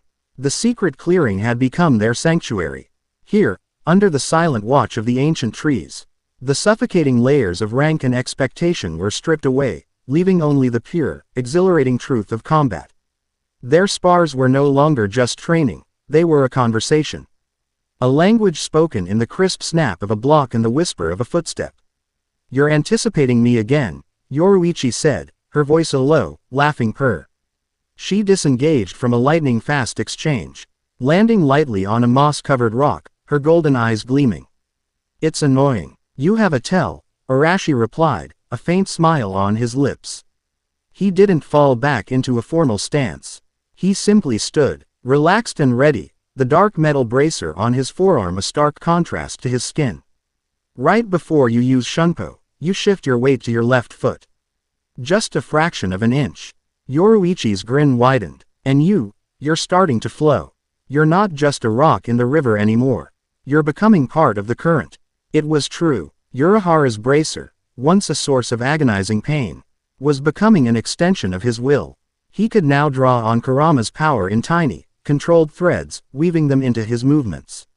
It wasn't the overwhelming force of a Bai-Ju bomb or the raw fury of a chakra cloak, but it was something subtler, more precise. He could infuse a flicker step with a burst of golden energy, turning a simple dodge into a near-instantaneous teleportation. He could coat his fist in a thin, almost invisible layer of the filtered power, adding a concussive force to his strikes that could shatter stone. He was still walking a knife's edge, but he was learning to dance on it. He lunged, not with a burst of speed, but with a smooth, deceptive glide. Yoruichi met him head-on, their forearms slamming together. A spark of golden energy from his bracer met the crackle of her own nascent shunko, and a shockwave of pure power erupted between them, sending leaves scattering into the air. For a breathless moment, they were perfectly matched, a stalemate of two impossible forces. Her eyes shone with a fierce, brilliant joy. This was what she had been missing, what the manor and its endless lessons could never give her, an equal. Someone who didn't bow to her title or shatter under her power. Their moment was broken by the polite, intrusive chime of a messenger's bell from the edge of the clearing. A servant in formal robes stood there, his head bowed. "Lady Yoruichi," the servant intoned, his voice carefully neutral. "Lord Ochi requests your presence for a formal tea ceremony in the Western Pavilion. Lord Kuchiki Byakuya is in NCE to discuss inter-clan trade agreements." Yoruichi's joyous expression vanished, replaced by a familiar mask of bored resignation. The cage was calling her back. Inform him I will be there shortly. As the servant departed, she let out an exasperated sigh and ran a hand through her violet hair. Kuchiki Byakuya, the only person in the Seraite more allergic to fun than Lord Ochi. She glanced at Arashi, a flicker of apology in her eyes. Sorry, duty calls. I'm coming with you, he said. It wasn't a question. Arashi, it'll be a nightmare of etiquette and veiled insults, she warned. You'll be bored to tears. I'm your guard, he stated simply. My duty is to you. His eyes held a deeper meaning. Especially when the wolves were gathering. The Western Pavilion was a masterpiece of austere beauty. Its paper screens opened to a meticulously raked sand garden. Every element was designed to promote a sense of calm and order, a goal that was immediately undermined by the oppressive tension in the air. Lord Ochi sat on a silk cushion, his back ramrod straight. Across from him was a young man who radiated an almost inhuman stillness. He had slate gray eyes and long, dark hair held in place by intricate white headpieces called kenseiken. He was Kuchiki Byakuya, the young, newly minted head of the 28th generation of the Kuchiki clan, and his spiritual pressure was a cold, silent weight. A testament to a discipline so profound it was chilling. When Yoruichi and Arashi entered, Ochi's thin lips tightened in disapproval at the sight of Arashi. Byakuya's gaze flickered over him for a fraction of a second. His expression unchanging, but Arashi felt the subtle assessment, the cold dismissal of an inferior presence. Lady Yoruichi, you grace us with your presence, Ochi said, his voice smooth as poisoned silk. And you have brought your shadow. Arashi is my personal guard, Yoruichi replied coolly, taking her seat. His presence is non-negotiable. Arashi took his position behind her, standing at ease but with every sense on high alert. This room was a battlefield, and the weapons were words, glances, and the delicate rustle of silk. He was an anomaly here, a brutish, unpredictable element in a carefully constructed equation, and he knew Ochi had invited him for that very reason, to be a spectacle of Yoruichi's poor judgment. A servant entered, moving with a silent, practiced grace. He knelt to prepare the tea, his movements fluid and precise. Arashi's eyes narrowed. It was him, the quiet Shinigami from the main hall, the one with the viper's hatred coiled behind a blank mask. The ceremony proceeded. Ochi and Byakuya spoke of shipping lanes and tariffs, their conversation a labyrinth of honorifics and coded references. Yoruichi played her part, her responses sharp and intelligent, deflecting Ochi's subtle barbs with an effortless grace. Arashi watched the servant. He saw the tension in the man's shoulders, the way his knuckles were white as he gripped the wooden tea scoop. Everyone else was focused on the political theater. Arashi was focused on the stagehand with murder in his eyes. The servant poured the tea, a fragrant green steam rising into the air. He placed a cup before Lord Ochi. Then Lord Byakuya. Then, he approached Yoruichi. As he knelt to place the cup before her, Arashi's senses screamed. There was no flare of spiritual energy, no scent of a Kido spell. There was nothing for a Shinigami to detect. It was a purely physical threat, an absence of warning that was, in itself, the most terrifying alarm of all. He saw the servant's eyes flicker. A micro-expression of triumphant hatred. He saw the way Yoruichi reached for the cup, her mind on the trade negotiations. He had less than a second. Accusation meant scandal. Inaction meant death. He chose chaos. With a motion that was both jarringly sudden and deliberately clumsy, Arashi lunged forward, his foot, catching, on the edge of the tatami mat. He stumbled, his arm flailing out as if to catch his balance, and slammed directly into the servant's tray. The delicate porcelain tea set flew into the air. The cup meant for Yoruichi shattered on the polished floor, its contents splashing in a dark, steaming puddle. The quiet of the pavilion was annihilated by the crash and a collective, sharp intake of breath. Silence. Heavy, absolute, and damning. Lord Ochi rose to his feet, his face a mask of incandescent fury. You, clumsy ape, he hissed, his voice trembling with rage. You have disgraced this clan. You have insulted our honored guest. This is the result of your lack of discipline, your brutish nature. Kuchiki Byakuya hadn't moved a muscle, but his cold gaze was fixed on Arashi, his disapproval a palpable force. The servant, for his part, played his role perfectly.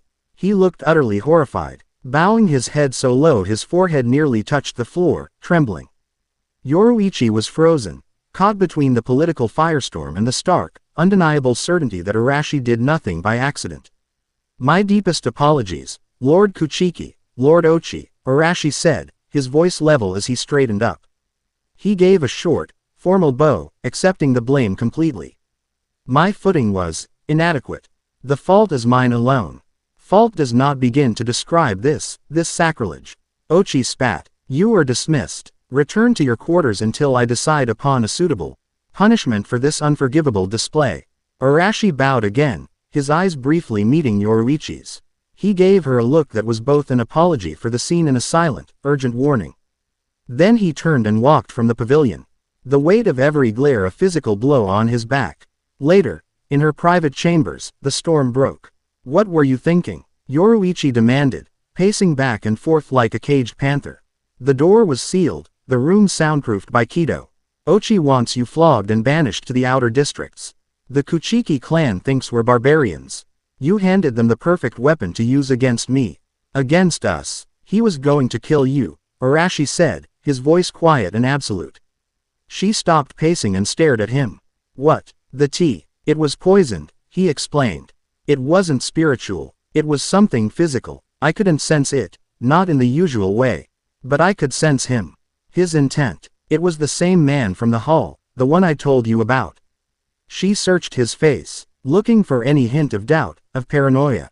She found none. She saw only the cold, hard certainty of a warrior who had recognized a threat.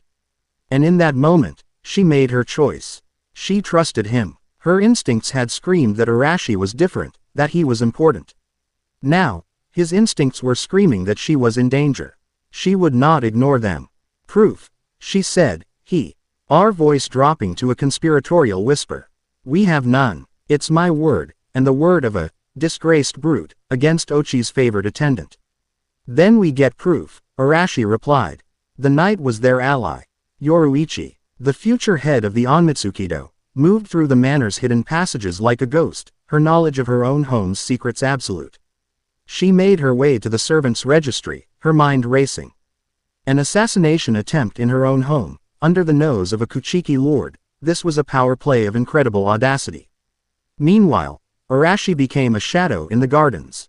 The skills from his past life, the forgotten arts of stealth and tracking, surfaced not as memories but as pure, ingrained instinct. He moved without sound, his presence suppressed to a level that would they impressed even the most seasoned operative. He found Ochi's private study and watched from the branches of a gnarled pine tree as the old man met with his chief retainer. He couldn't hear their words, but he saw Ochi hand the man a heavy purse of coins, a gesture of payment, of a deed well done even in failure. Yoruichi found the servant's records. His name was Ryusei Kage, the last surviving member of a minor branch family that had been stripped of its status 2 generations ago for practicing forbidden alchemy. A family that Lord Ochi had recently, and very quietly, taken under his patronage. She met Arashi back in the secret clearing. "Ryusei Kage," she said, showing him the file. His family specialized in poisons from the world of the living. Odorless, tasteless, and completely undetectable by reishi-based senses. Ochi gave a known poisoner a position serving tea to the clan heads. The evidence was circumstantial, but damning. "He'll try again," Arashi said. "He failed. His master won't be pleased. He'll either run, or he'll try to finish the job. Then we won't give him the chance." They found Ryusei in a small, secluded rock garden near the servants' quarters, a place of quiet contemplation. He was not contemplating. He was preparing a small travel pack, clearly intending to flee. He froze as Arashi stepped out from behind a stone lantern, blocking his path. Ryusei's blank mask dropped, his face twisting into a hateful sneer. "The mongrel," Ryusei spat. "You ruined everything. The only thing I ruined was your chance to murder your mistress," Arashi countered, his voice dangerously calm. Ryusei's hand darted inside his robes. "Then I will simply correct your mistake." He lunged, not with the grace of a Shinigami, but with the brutal efficiency of a cornered killer. A short, thin blade, coated in a dark, glistening substance, appeared in his hand, aimed at Arashi's throat. The fight was silent, swift, and lethal. Ryusei was no master of Hakuda, but he was a vicious, desperate fighter. His poisoned blade a constant threat. He stabbed and slashed, forcing Arashi back. Arashi didn't meet force with force. He flowed, his body moving in a way that was utterly alien to the rigid forms of the Soul Society. He twisted under a thrust, redirected a slash with his open palm, the instincts of 1,000 life or death battles guiding him. He saw an opening as Ryusei overcommitted to a wild stab. He didn't have time for a full power strike. He needed to end this now. He focused, pulling a single, sharp thread of Kurama's power into the bracer. It flared gold. He didn't use it for speed. He channeled it into 2 fingers. He jabbed forward, striking Ryusei's wrist. It was not a punch. It was a surgical strike, amplified by the golden energy. There was a sharp crack. Ryusei screamed, the blade clattering to the ground, his hand hanging at an unnatural angle. Arashi swept his legs out from under him and pinned him to the mossy ground, his forearm pressed against the assassin's throat. The fight was over in less than 10 seconds. Yoruichi emerged from the shadows, followed by a third figure holding a fan. Well now, Kazuki Urahara said, his usual smile completely absent. His gray eyes were cold as he looked down at the whimpering assassin and the poison-coated blade. It seems the Shihōin clan has a pest control problem. Arashi stood over his captive, his heart pounding not from exertion, but from the cold reality of the night. He had been publicly shamed, nearly started a political incident, and fought a would-be assassin. He had done it, all to protect the girl who stood beside him, her expression a mixture of relief and a new, steely resolve. They had their proof. They had their poisoner. But they both knew that cutting the head off a snake was far more dangerous than just catching it. The secret war for the soul of the Shihōin clan had just begun. Chapter 6 End. Chapter 7. The Viper's Confession. The air in Urahara's underground lab was cold and sterile, a stark contrast to the living chaos of the workshop above. Here, everything was polished steel and glowing screens, a place for dissection and analysis. Ryusei cage was straw, PPED to a reclining metal chair in the center of the room, his broken wrist crudely splinted. The defiant hatred in his eyes had curdled into a sullen, cornered animal fear. He was a snake, but a snake in a jar. The conventional methods are straightforward, Urahara said, his voice lacking its usual playful lilt. He held a syringe filled with a clear, shimmering liquid. A simple memory inhibitor serum combined with a hypnotic keto. He'll sing like a canary, tell us everything he knows about Ochi's network, and won't even remember the conversation afterward. Clean. Efficient. Yoruichi stood with her arms crossed. Her expression troubled. The Onmitsukido has strict protocols against mind-altering interrogation techniques without a warrant from the Central 46. It's a line we don't cross. My dear Yoruichi, Urahara countered, his fan flicking open to hide his grim expression. Lord Ochi crossed a line when he tried to assassinate you with untraceable poison. The old rules no longer apply. We are in a war they started. If we fight it with one hand tied behind our backs by tradition, we lose. He had a point. The cold, pragmatic logic was undeniable. Yet, Yoruichi hesitated. To use the enemy's methods. To sacrifice principle for expediency, it felt like a small, poisonous defeat. Arashi had been silent, watching Ryusei. He didn't see an assassin. He saw the echo of a boy he once knew, a boy named Haku, who had been used as a tool until he broke. He saw the ghost of Gaara, a child twisted by loneliness and fear into a monster. He saw a man whose hatred was a shield for a deep, festering wound. Let me talk to him, Arashi said, his voice cutting through the tense debate. Urahara and Yoruichi both turned to look at him. What? Yoruichi asked. Arashi, he's a fanatic. He tried to kill me. Fanatics are the easiest people to break, Arashi replied, his gaze still locked on Ryusei. Because their faith is the only thing they have left. Take that away, and they have nothing. He looked at Urahara. No serums. No keto. Just me and him. Give me 10 minutes. Urahara studied Arashi's face, his scientist's curiosity piqued by this unexpected variable. He saw an unnerving confidence in the boy's eyes. A certainty that went beyond mere bravado. All right, he said with a shrug, setting the syringe down. The direct approach. How wonderfully primitive. 10 minutes it is. He and Yoruichi stepped out of the sterile chamber, sealing the soundproof door behind them. Arashi pulled up a simple stool and sat down in front of Ryusei, leaving a comfortable distance between them. He didn't look at him like a guard interrogating a prisoner. He looked at him as an equal. The Cage family, Arashi began, his voice a quiet, conversational tone. Specialists in alchemy. For generations, they served the Shihōin clan, creating unique compounds for demolitions and healing. A proud, respected branch family. Ryusei's eyes narrowed, a flicker of surprise in his sullen expression. What do you know of my family? I know that your great-grandfather, Kage Tatsuya, was a genius, Arashi continued, his voice calm and even. But his research went too far. He dabbled in poisons that targeted the soul itself. The clan denounced him, stripped his family of their name and status, and erased his work from the official records. Your family fell from grace. You became outcasts, a shameful secret. He leaned forward slightly. Ochi found you. He saw the bitterness that had been passed down through your family for generations. And he made you a promise, didn't he? He told you that if you helped him cleanse the clan of the impurities that were weakening it, like a disrespectful heir and her mongrel guard, he would restore your family's name. He would make you a hero. Ryusei's facade began to crack. His breathing grew ragged. Arashi wasn't accusing him. He was narrating the man's own life, his own pain. He used you, Arashi said, his voice dropping lower, filled with a strange, unnerving empathy. He took your family's pain and twisted it into a weapon to serve his own ambition. Do you really think he would have kept his promise? Once Yoruichi was dead and I was framed, you would have been the loose end. A disgraced poisoner who conveniently committed suicide out of guilt. Ochi would have been the hero. You would have been a footnote. Lies. Ryusei spat, but the word had no conviction. It was a desperate, crumbling defense. Is it? Arashi asked. Look at me. I'm from a branch family, too. I'm an outcast, a monster they whisper about in the halls. Ochi sees me the same way he sees you, as a tool to be used or a problem to be discarded. The only difference between us is who we chose to place our loyalty in. Yoruichi looks at me and sees a person. I looks at you and sees a disposable knife. He stood up. I know what it's like to have everyone look at you with fear and hatred.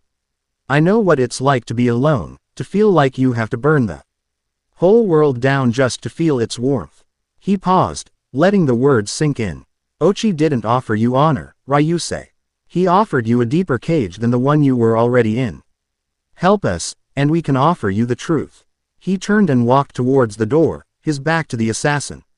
It was a gamble, an offering of trust. A choked sob broke the silence. He has others, Ryusei whispered, his voice thick with the agony of a faith shattered. Spies. In the kitchens, the guard rotations, even the archives. They report everything to him.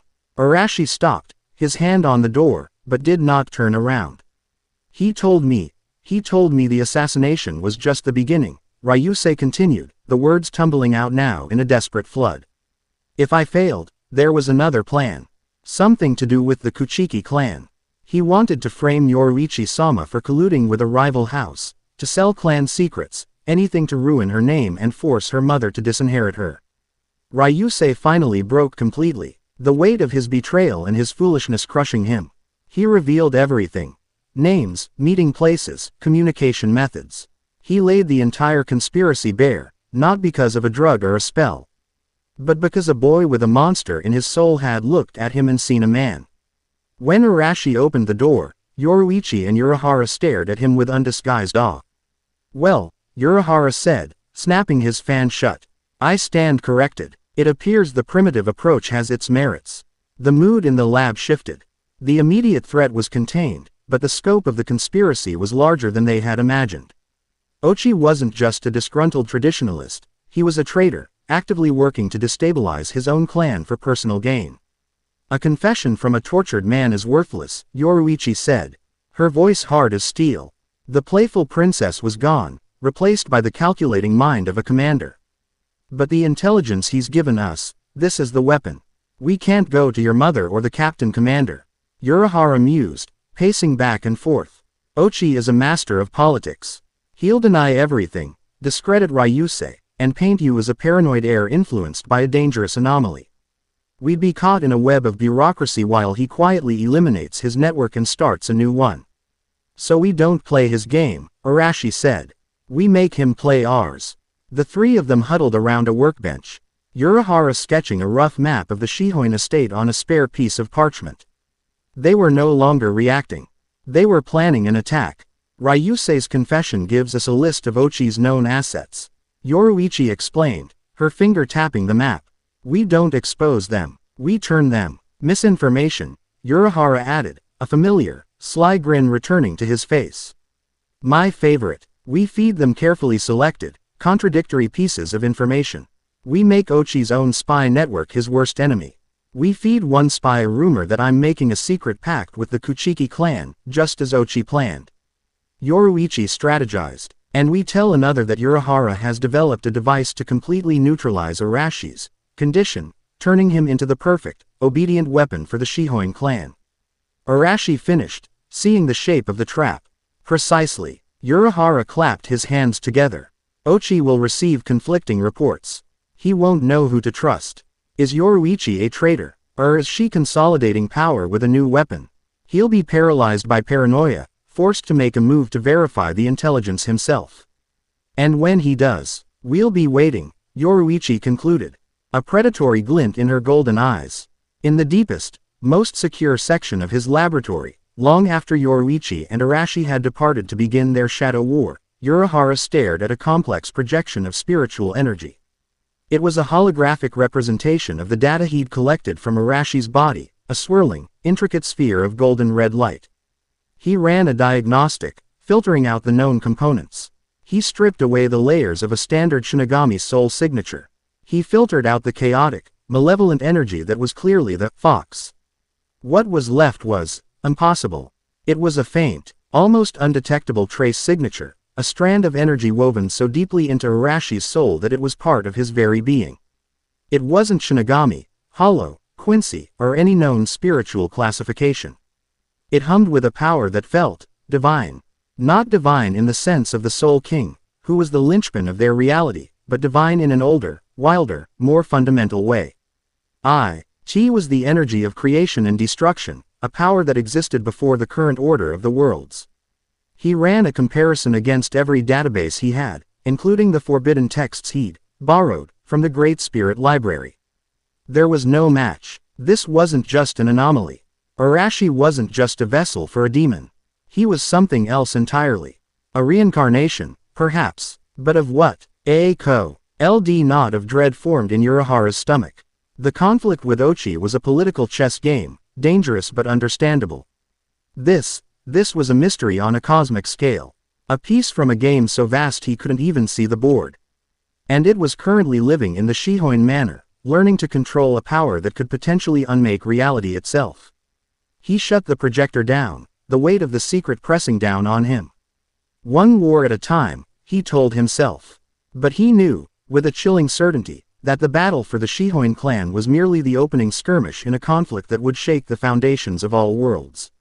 That night, Arashi and Yoruichi stood on the roof of the manor, looking down at the sprawling, sleeping estate. The moon was a sharp sliver in the dark sky. The air was cool and still. Tomorrow, the whispers begin, Yoruichi said softly. Tomorrow, we hunt, Arashi replied. They were no longer guard and heir, rebel and princess. They were partners, commanders of a silent army of two, about to launch a coup from the shadows. The gilded cage was still around them, but they were no longer rattling the bars. They were forging the key. Chapter 7 End. Chapter 8. The Gilded Cage. The war began not with a clash of steel, but with a series of carefully orchestrated whispers. Each one was a stone dropped into the still, paranoid pond of the Shihōin court design. To create ripples of confusion that would inevitably lead back to Lord Ochi. The first ripple was a public spectacle. Yoruichi requested a formal meeting with a junior envoy from the Kuchiki clan in a public courtyard. The topic was ostensibly a minor dispute over shipping tariffs, a subject so mind-numbingly dull it guaranteed no one would pay attention to the words, only the optics. The meeting was deliberately tense. Yoruichi was dismissive, her words clipped. The Kuchiki envoy was stiff and formal. To any observer, it looked like a negotiation on the verge of collapse. But just as the meeting concluded, Yoruichi, with a glance that seemed to dare anyone to comment, passed the envoy a small, sealed scroll. Her personal seal, a stylized black cat, was stamped in the wax. It was an act of blatant, inexplicable secrecy. And within an hour, the entire manor was buzzing with the rumor that the Shihōin heir was engaged in clandestine dealings with their greatest rival. The second ripple came from Arashi. Urahara arranged a progress evaluation in one of the second division's most frequented training grounds. His opponent was a hulking lieutenant known for his brute strength. Arashi was ordered to hold back, to fight purely on the defensive. For 10 minutes, he was a phantom, his movements fluid and economical, easily evading the lieutenant's clumsy, powerful blows. The crowd of onlookers grew bored, muttering that the monster was disappointingly tame. Then, Urahara gave a subtle signal. The lieutenant charged, his zanpakuto raised for a crushing overhead strike. Arashi stood his ground. At the last possible second, he raised his arm. The bracer flared with a contained, brilliant gold. He didn't meet the massive blade with force. He simply placed his open palm against the flat of it. The result was disproportionate and terrifying. A concussive wave of golden energy erupted from his palm. The lieutenant's sword was not just stopped, it was blasted backward with such force that the giant of a man was thrown clear across the arena, crashing into the far wall and slumping to the ground, unconscious. Arashi lowered his arm, the golden light fading as quickly as it had appeared. He hadn't moved from his spot. Urahara made a show of checking a device in his hand and nodding with satisfaction. The message was clear and chilling. The beast was no longer wild. It was a precision weapon, and it was aimed. In his austere, shadow-filled study, Lord Ochi swept a priceless vase from its stand. It shattered on the floor, the sound a brief, unsatisfying release for his mounting fury. He held 2 reports in his trembling hand, one from each of his most trusted spies. She met with a Kuchiki dog and passed him a secret message. The first report read: "Her loyalty is compromised. She sells our secrets. The mongrel's power is now completely under her command," the second declared. "Urahara has made him her living zanpakuto. She is consolidating power, preparing to purge any who oppose her. Treachery or tyranny, betrayal or a coup." The reports were diametrically opposed, yet both came from sources he had cultivated for years. It was a classic misdirection. A cloud of smoke designed to obscure the truth, and it was working perfectly. His own network, his greatest weapon, had been turned into an echo chamber of his own paranoia. He could not trust what he was hearing. And inaction was a luxury he could no longer afford. He had to force their hand. He had to bring the situation before the only authority even Yoruichi could not defy, her mother. The IR in the Shihōin matriarch's private hall was as thin and cold as a mountaintop. Shihōin Chika sat on a raised dais, her face a serene, ageless mask that betrayed nothing. She was the still center of the hurricane that was her clan. And her gaze held the weight of centuries of leadership. Yoruichi sat opposite her, her posture a perfect imitation of courtly grace, though her hands were clenched tightly in the sleeves of her robes. Lord Ochi stood to the side, his expression one of grave, feigned concern. And behind Yoruichi, silent and immovable as a statue, stood Arashi. His presence in this sacred, private space was a scandal in itself, a testament to the very unruliness Ochi was there to condemn. "You have requested this audience on a matter of clan security, Ochi," the matriarch's voice was calm. Yet it held an edge that could cut glass. "Speak, my lady," Ochi began, bowing deeply. "It is with the heaviest of hearts that I must bring this to you. I fear for our future. I fear for your daughter." He laid out his case with the skill of a master orator. He presented the conflicting reports not as a source of his own confusion, but as evidence of Yoruichi's erratic and dangerous behavior. "One moment, she is engaging in secret communications with our rivals, the Kuchiki," he said, his voice ringing with sorrowful accusation. "An act that borders on treason. The next, she is errating this boy, as her personal weapon, a threat to intimidate and silence any who would question her judgment. She is unstable, my lady. Her attachment to this outcast has unbalanced her. She is a danger to us all." The matriarch's gaze shifted to her daughter. "Yoruichi, you have heard the accusations. Respond." Yoruichi met her mother's eyes without flinching. Lord Ochi sees shadows and calls them monsters. He sees a routine diplomatic exchange and calls it treason. He sees a necessary measure of security and calls it a threat. Her voice was steady, defiant. It is true that I am cementing my authority. It is true that Arashi is a vital asset to the security of this clan. An asset that, unlike some of our more tenured members, has proven his loyalty beyond any doubt. The barb was aimed squarely at Ochi. And it hit its mark. Loyalty. Ochi scoffed. The loyalty of a beast is only as reliable as its leash. You play with a fire that will consume you, and this entire clan with you. The fire is contained. My lord, Yoruichi shot back. Or have you not been listening to your own spies? The argument raged, a carefully constructed piece of theater. Yoruichi never denied the specifics of the rumors. Merely Ochi's interpretation of them, feeding the ambiguity, letting the old man trap himself in his own web of speculation. Throughout it all, Arashi remained perfectly still. He was the centerpiece of the drama, the living symbol of the entire conflict, and his silence was his most powerful weapon. He was not a monster, not a raging beast. He was a soldier, disciplined, controlled. His calm presence was a constant, unspoken refutation of everything Ochi claimed. Finally, the matriarch raised a hand, and the room fell silent. You have both spoken. Ochi, you have presented rumors and conjecture. Yoruichi, you have presented defiance and ambition. Her gaze was heavy, passing from her daughter to the old man and back again. Proof is required. I have it, Yoruichi said. At that moment, the shoji screen behind the matriarch slid open. Kazuki Urahara stepped into the room, holding a fan and a small, intricate device that hummed with a quiet energy.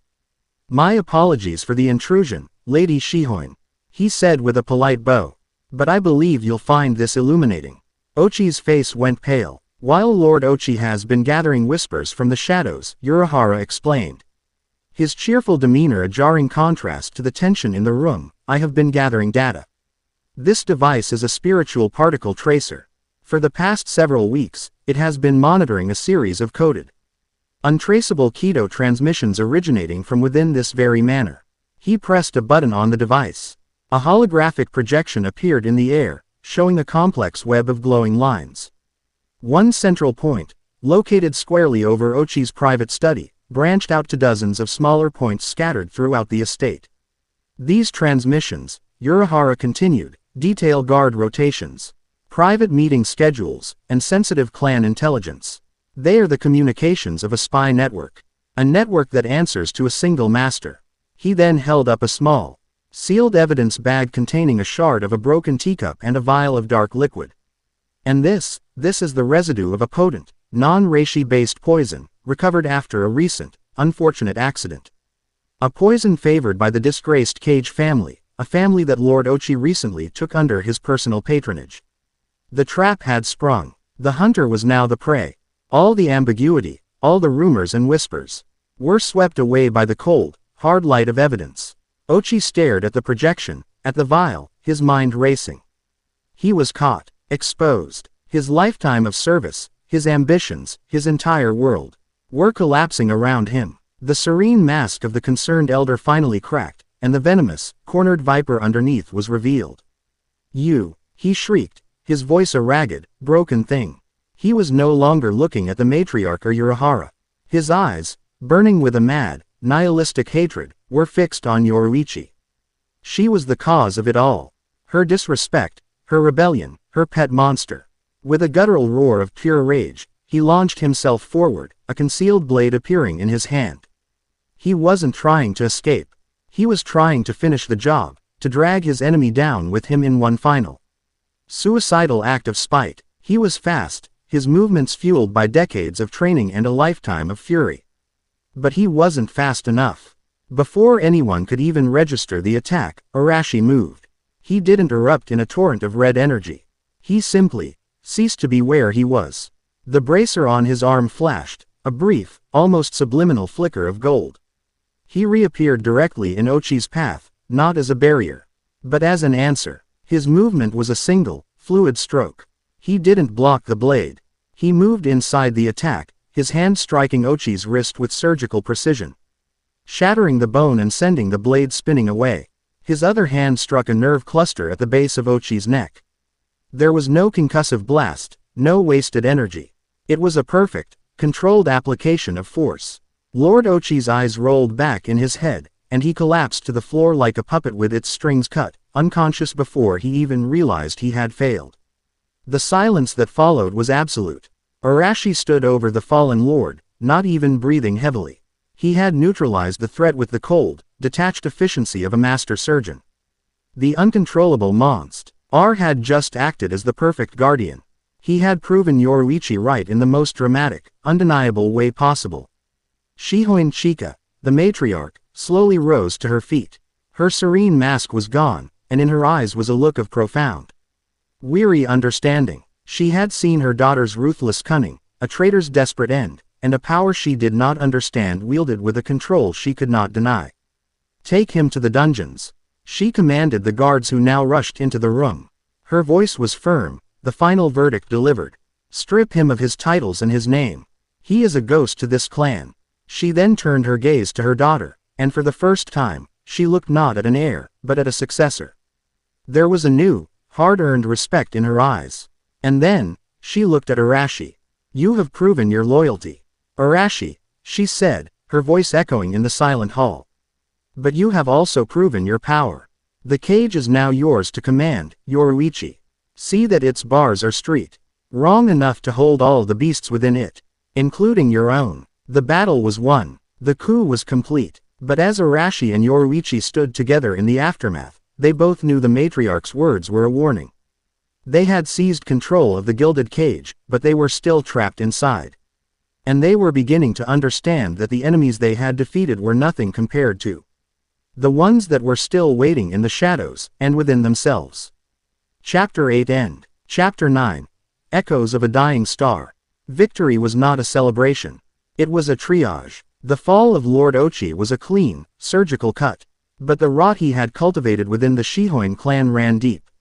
The days that followed were a blur of cold, necessary work. Yoruichi, with Arashi as her silent, imposing shadow, ed through the halls of her home not as an heir, but as a sovereign. She met with the clan elders, one by one, in the same hall where Ochi had been disgraced. The atmosphere was thick with fear and uncertainty. These were men and women who had supported Ochi, either actively or through their silent complicity. They expected retribution, a purge. Instead, Yoruichi offered them a choice. Lord Ochi's betrayal was born of fear. She told them, her voice resonating with a newfound authority that had nothing to do with her lineage and everything to do with the power she had just seized. He feared change. He feared the future. His fear made him weak, and it made him a traitor. I am not my father. I am not my mother. I am the future of this clan, and my clan will not be ruled by fear. She didn't demand their loyalty. She commanded it. She didn't offer threats. She offered a vision.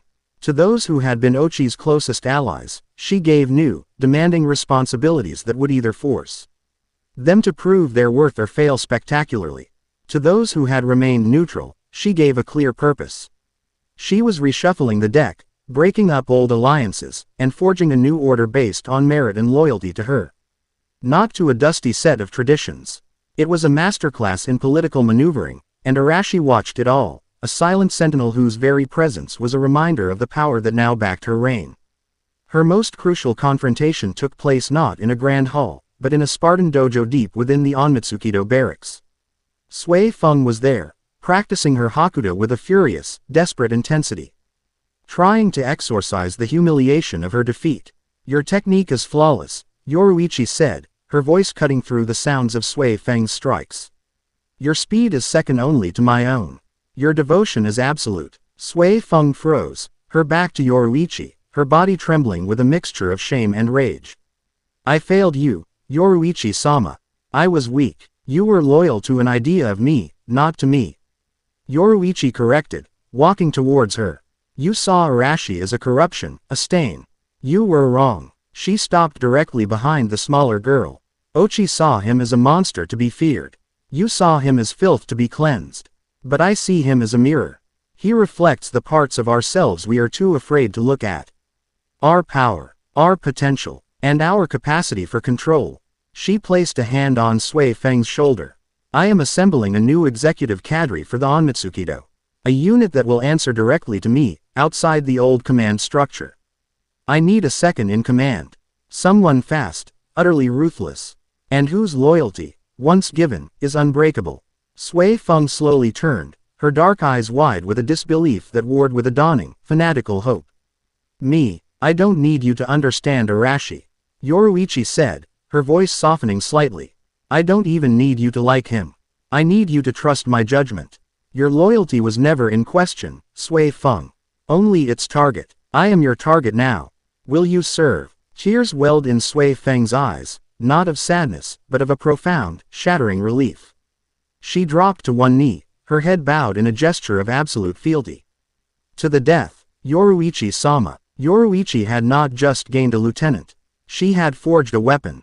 In the quiet hours of the night, when the business of revolution was done, they would meet in their secret clearing. The weight of their new roles would fall away, and they would simply be Arashi and Yoruichi again. My mother hasn't spoken a word to me since it happened, Yoruichi said, lying on her back on a large, flat rock, staring up at the sliver of moon visible through the canopy. She just watches. I think she's trying to decide if she's proud or terrified. She's both, Arashi replied. He was sitting beside her, methodically cleaning the intricate seals on his bracer with a soft cloth. The act was calming, a familiar ritual in a world that had been turned upside down. Are you? She asked, turning her head to look at him. Terrified, he stopped his work and met her gaze. No, I've seen real monsters. Ochi was just a bitter old man. And Kurama. He looked down at his own hand, clenching it into a fist. He's a part of me. A dangerous part, but mine. The thing that scares me is the thing I don't understand. He told her then about his conversation with Urahara. He told her about the scientist's discovery, the faint, impossible energy signature woven into the fabric of his soul. The divine echo. He thinks I'm a reincarnation, Arashi said, the words feeling strange and alien on his tongue. That my soul is older than this world. He said it was like finding a fossil of a star that shouldn't exist in a handful of dirt. Yoruichi sat up, her expression serious. The political games, the clan struggles, it all seemed so small in the face of such a cosmic mystery. She reached out, her fingers tracing the line of his jaw. It was a gesture of profound intimacy, a silent affirmation that transcended words. A star, she whispered, her golden eyes searching his. It explains the gravity you have. Why people are either drawn to you or frightened away. Her thumb brushed against his lips. I'm not frightened. He leaned into her touch, a silent dam inside him breaking. For 2 lifetimes, he had been a vessel, an outcast, a weapon, a symbol. He had been defined by the power he held and the fear he inspired. But in her eyes, in her touch, he was just Arashi. The connection between them, forged in combat and tempered in conspiracy, deepened into something warmer, quieter, and infinitely more powerful. The clearing was silent, the air charged with all the things they didn't need to say. The outside world did not wait for the Shihōin clan to settle its affairs. The ripples of Ochi's fall had spread, and the other great noble houses were watching with sharp, calculating eyes. Kuchiki Byakuya requested another meeting. This time, it was held in a neutral location. A formal reception room in the 1st Division barracks. It was not a meeting of rivals, but of powers. Byakuya was, as always, a vision of cold, aristocratic perfection. The stability of the great clans is the foundation upon which the Seraite is built, he began, his voice as crisp and cool as a winter morning. The events within your house have threatened that stability. The events within my house have strengthened it, Yoruichi countered smoothly. We excised a sickness before it could spread. Byakuya's gaze shifted to Arashi, who stood at Yoruichi's side. Sickness can take many forms. An unknown power, wielded without the sanction of tradition, is a plague of a different sort. Pride dictates that the Kuchiki clan cannot be seen to condone such a variable. Is that the pride of the Kuchiki clan speaking, or your own? Arashi asked, his voice quiet but cutting. It was the first time he had spoken.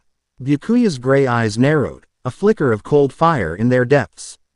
Discipline, order, control. These are the virtues that have guided my family for 1,000 years. They are the bulwarks against the chaos your very existence represents. You speak of strength, but you are a force of entropy. You do not build, you merely are. A tsunami doesn't concern itself with the castles made of sand, Arashi replied, the words a calm statement of fact, not a boast. It simply is. It was a declaration of opposing philosophies, a line drawn in the sand between the rigid, unyielding pillar of tradition and the untamable, unpredictable power of change. A rivalry had just been born. Not of personal animosity, but of a fundamental disagreement on the nature of reality itself. Before the tense standoff could escalate, a frantic officer from the 13th Division burst into the room. His face pale with alarm. He bowed hastily to the assembled nobles. Forgive the intrusion, he stammered. Urgent report for the Captain Commander. We've lost contact with the advance reconnaissance team sent to the Karakura district in the world of the living. A chill went through the room that had nothing to do with Byakuya's spiritual pressure. Lost contact, Yoruichi pressed, her commander's instincts taking over. Was there a hollow attack? No, my lady, the officer said, his voice trembling. There was nothing, no distress signal, no flare of spiritual pressure. They were monitoring a series of mass disappearances, entire city blocks vanishing. The last transmission from the squad captain was confused. He said the spiritual residue was backwards. He said it felt like the world was being unwritten. Later, in his lab, Urahara pulled up the fragmented data from the lost team. The screen showed a swirling void, a patch of reality that was not just empty, but was a vortex of negative spiritual energy. I've seen this before, Urahara said, his voice grim as he pointed to an image from a forbidden text he had projected onto a second screen. He depicted a creature of impossible geometry, a being made of shifting voids and hungry mouths. The Koju, the soul eaters, they are not hollows. They do not devour souls to fill an empty hole. They from a dimension that runs parallel to our own. They are predators, and to them, a soul is not a meal, it is fuel. They don't just eat it. They erase it from existence, consuming its past, present, and future. He looked at Arashi and Yoruichi, his usual whimsy gone, replaced by the cold gravity of a man staring into an abyss. Yamamoto will want to handle this by the book. He'll send divisions, set up perimeters, and try to fight a monster he can't comprehend with tactics designed for hollows. He'll be sending thousands of souls to their deaths. An enemy that erases its victims leaves no evidence, Yoruichi mused. Her mind already racing, processing the strategic implications. No grieving souls to pass on, no spiritual residue to track. It's the perfect crime. It's a cancer that LD consume the entire world of the living, and we wouldn't even know until it was too late. The choice was clear. This was not a job for an army. It was a job for assassins. For a small, fast, untouchable team that could get in. Identify the threat, and get out. This is our first mission, she said, her voice ringing with a newfound purpose. The internal struggles of her clan were over. Her true test as a leader was here. She looked at Arashi, and in his eyes, she saw the same unwavering resolve. This was what they were made for. Not for political games in a gilded cage, but for impossible IGHTS against the darkness between worlds. The chapter ends not in a quiet clearing, but in the echoing, sterile chamber of the Senkaimon. Yoruichi stood at the head of her small, hand-picked team. He wore the stark black uniform of the Onmitsukido commander. At her right, Arashi stood ready, the bracer on his arm gleaming in the ethereal light of the gate. At her left, Sui Feng waited, her expression a mask of deadly focus. Her loyalty now a sharpened blade. The old guard is watching, Sui Feng murmured, sensing the eyes of the other divisions on them. They expect us to fail. Let them watch, Yoruichi said, her golden eyes fixed on the shimmering portal before them. Arashi looked at her, then at the gateway to a world of unknown horrors. He felt the hum of Kurama in his gut and the faint, ancient echo of the star in his soul. They were two impossible beings, leading a fanatic into a battle against an incomprehensible foe. The cage was behind them. The wilderness was ahead. He reached out, his hand briefly finding hers. A silent promise in the charged air. They always do, he said. With a final, shared glance, Yoruichi gave the order. Forward. Together, they stepped into the light, leaving the world of rules and traditions behind for a war in the shadows. Chapter 9 End.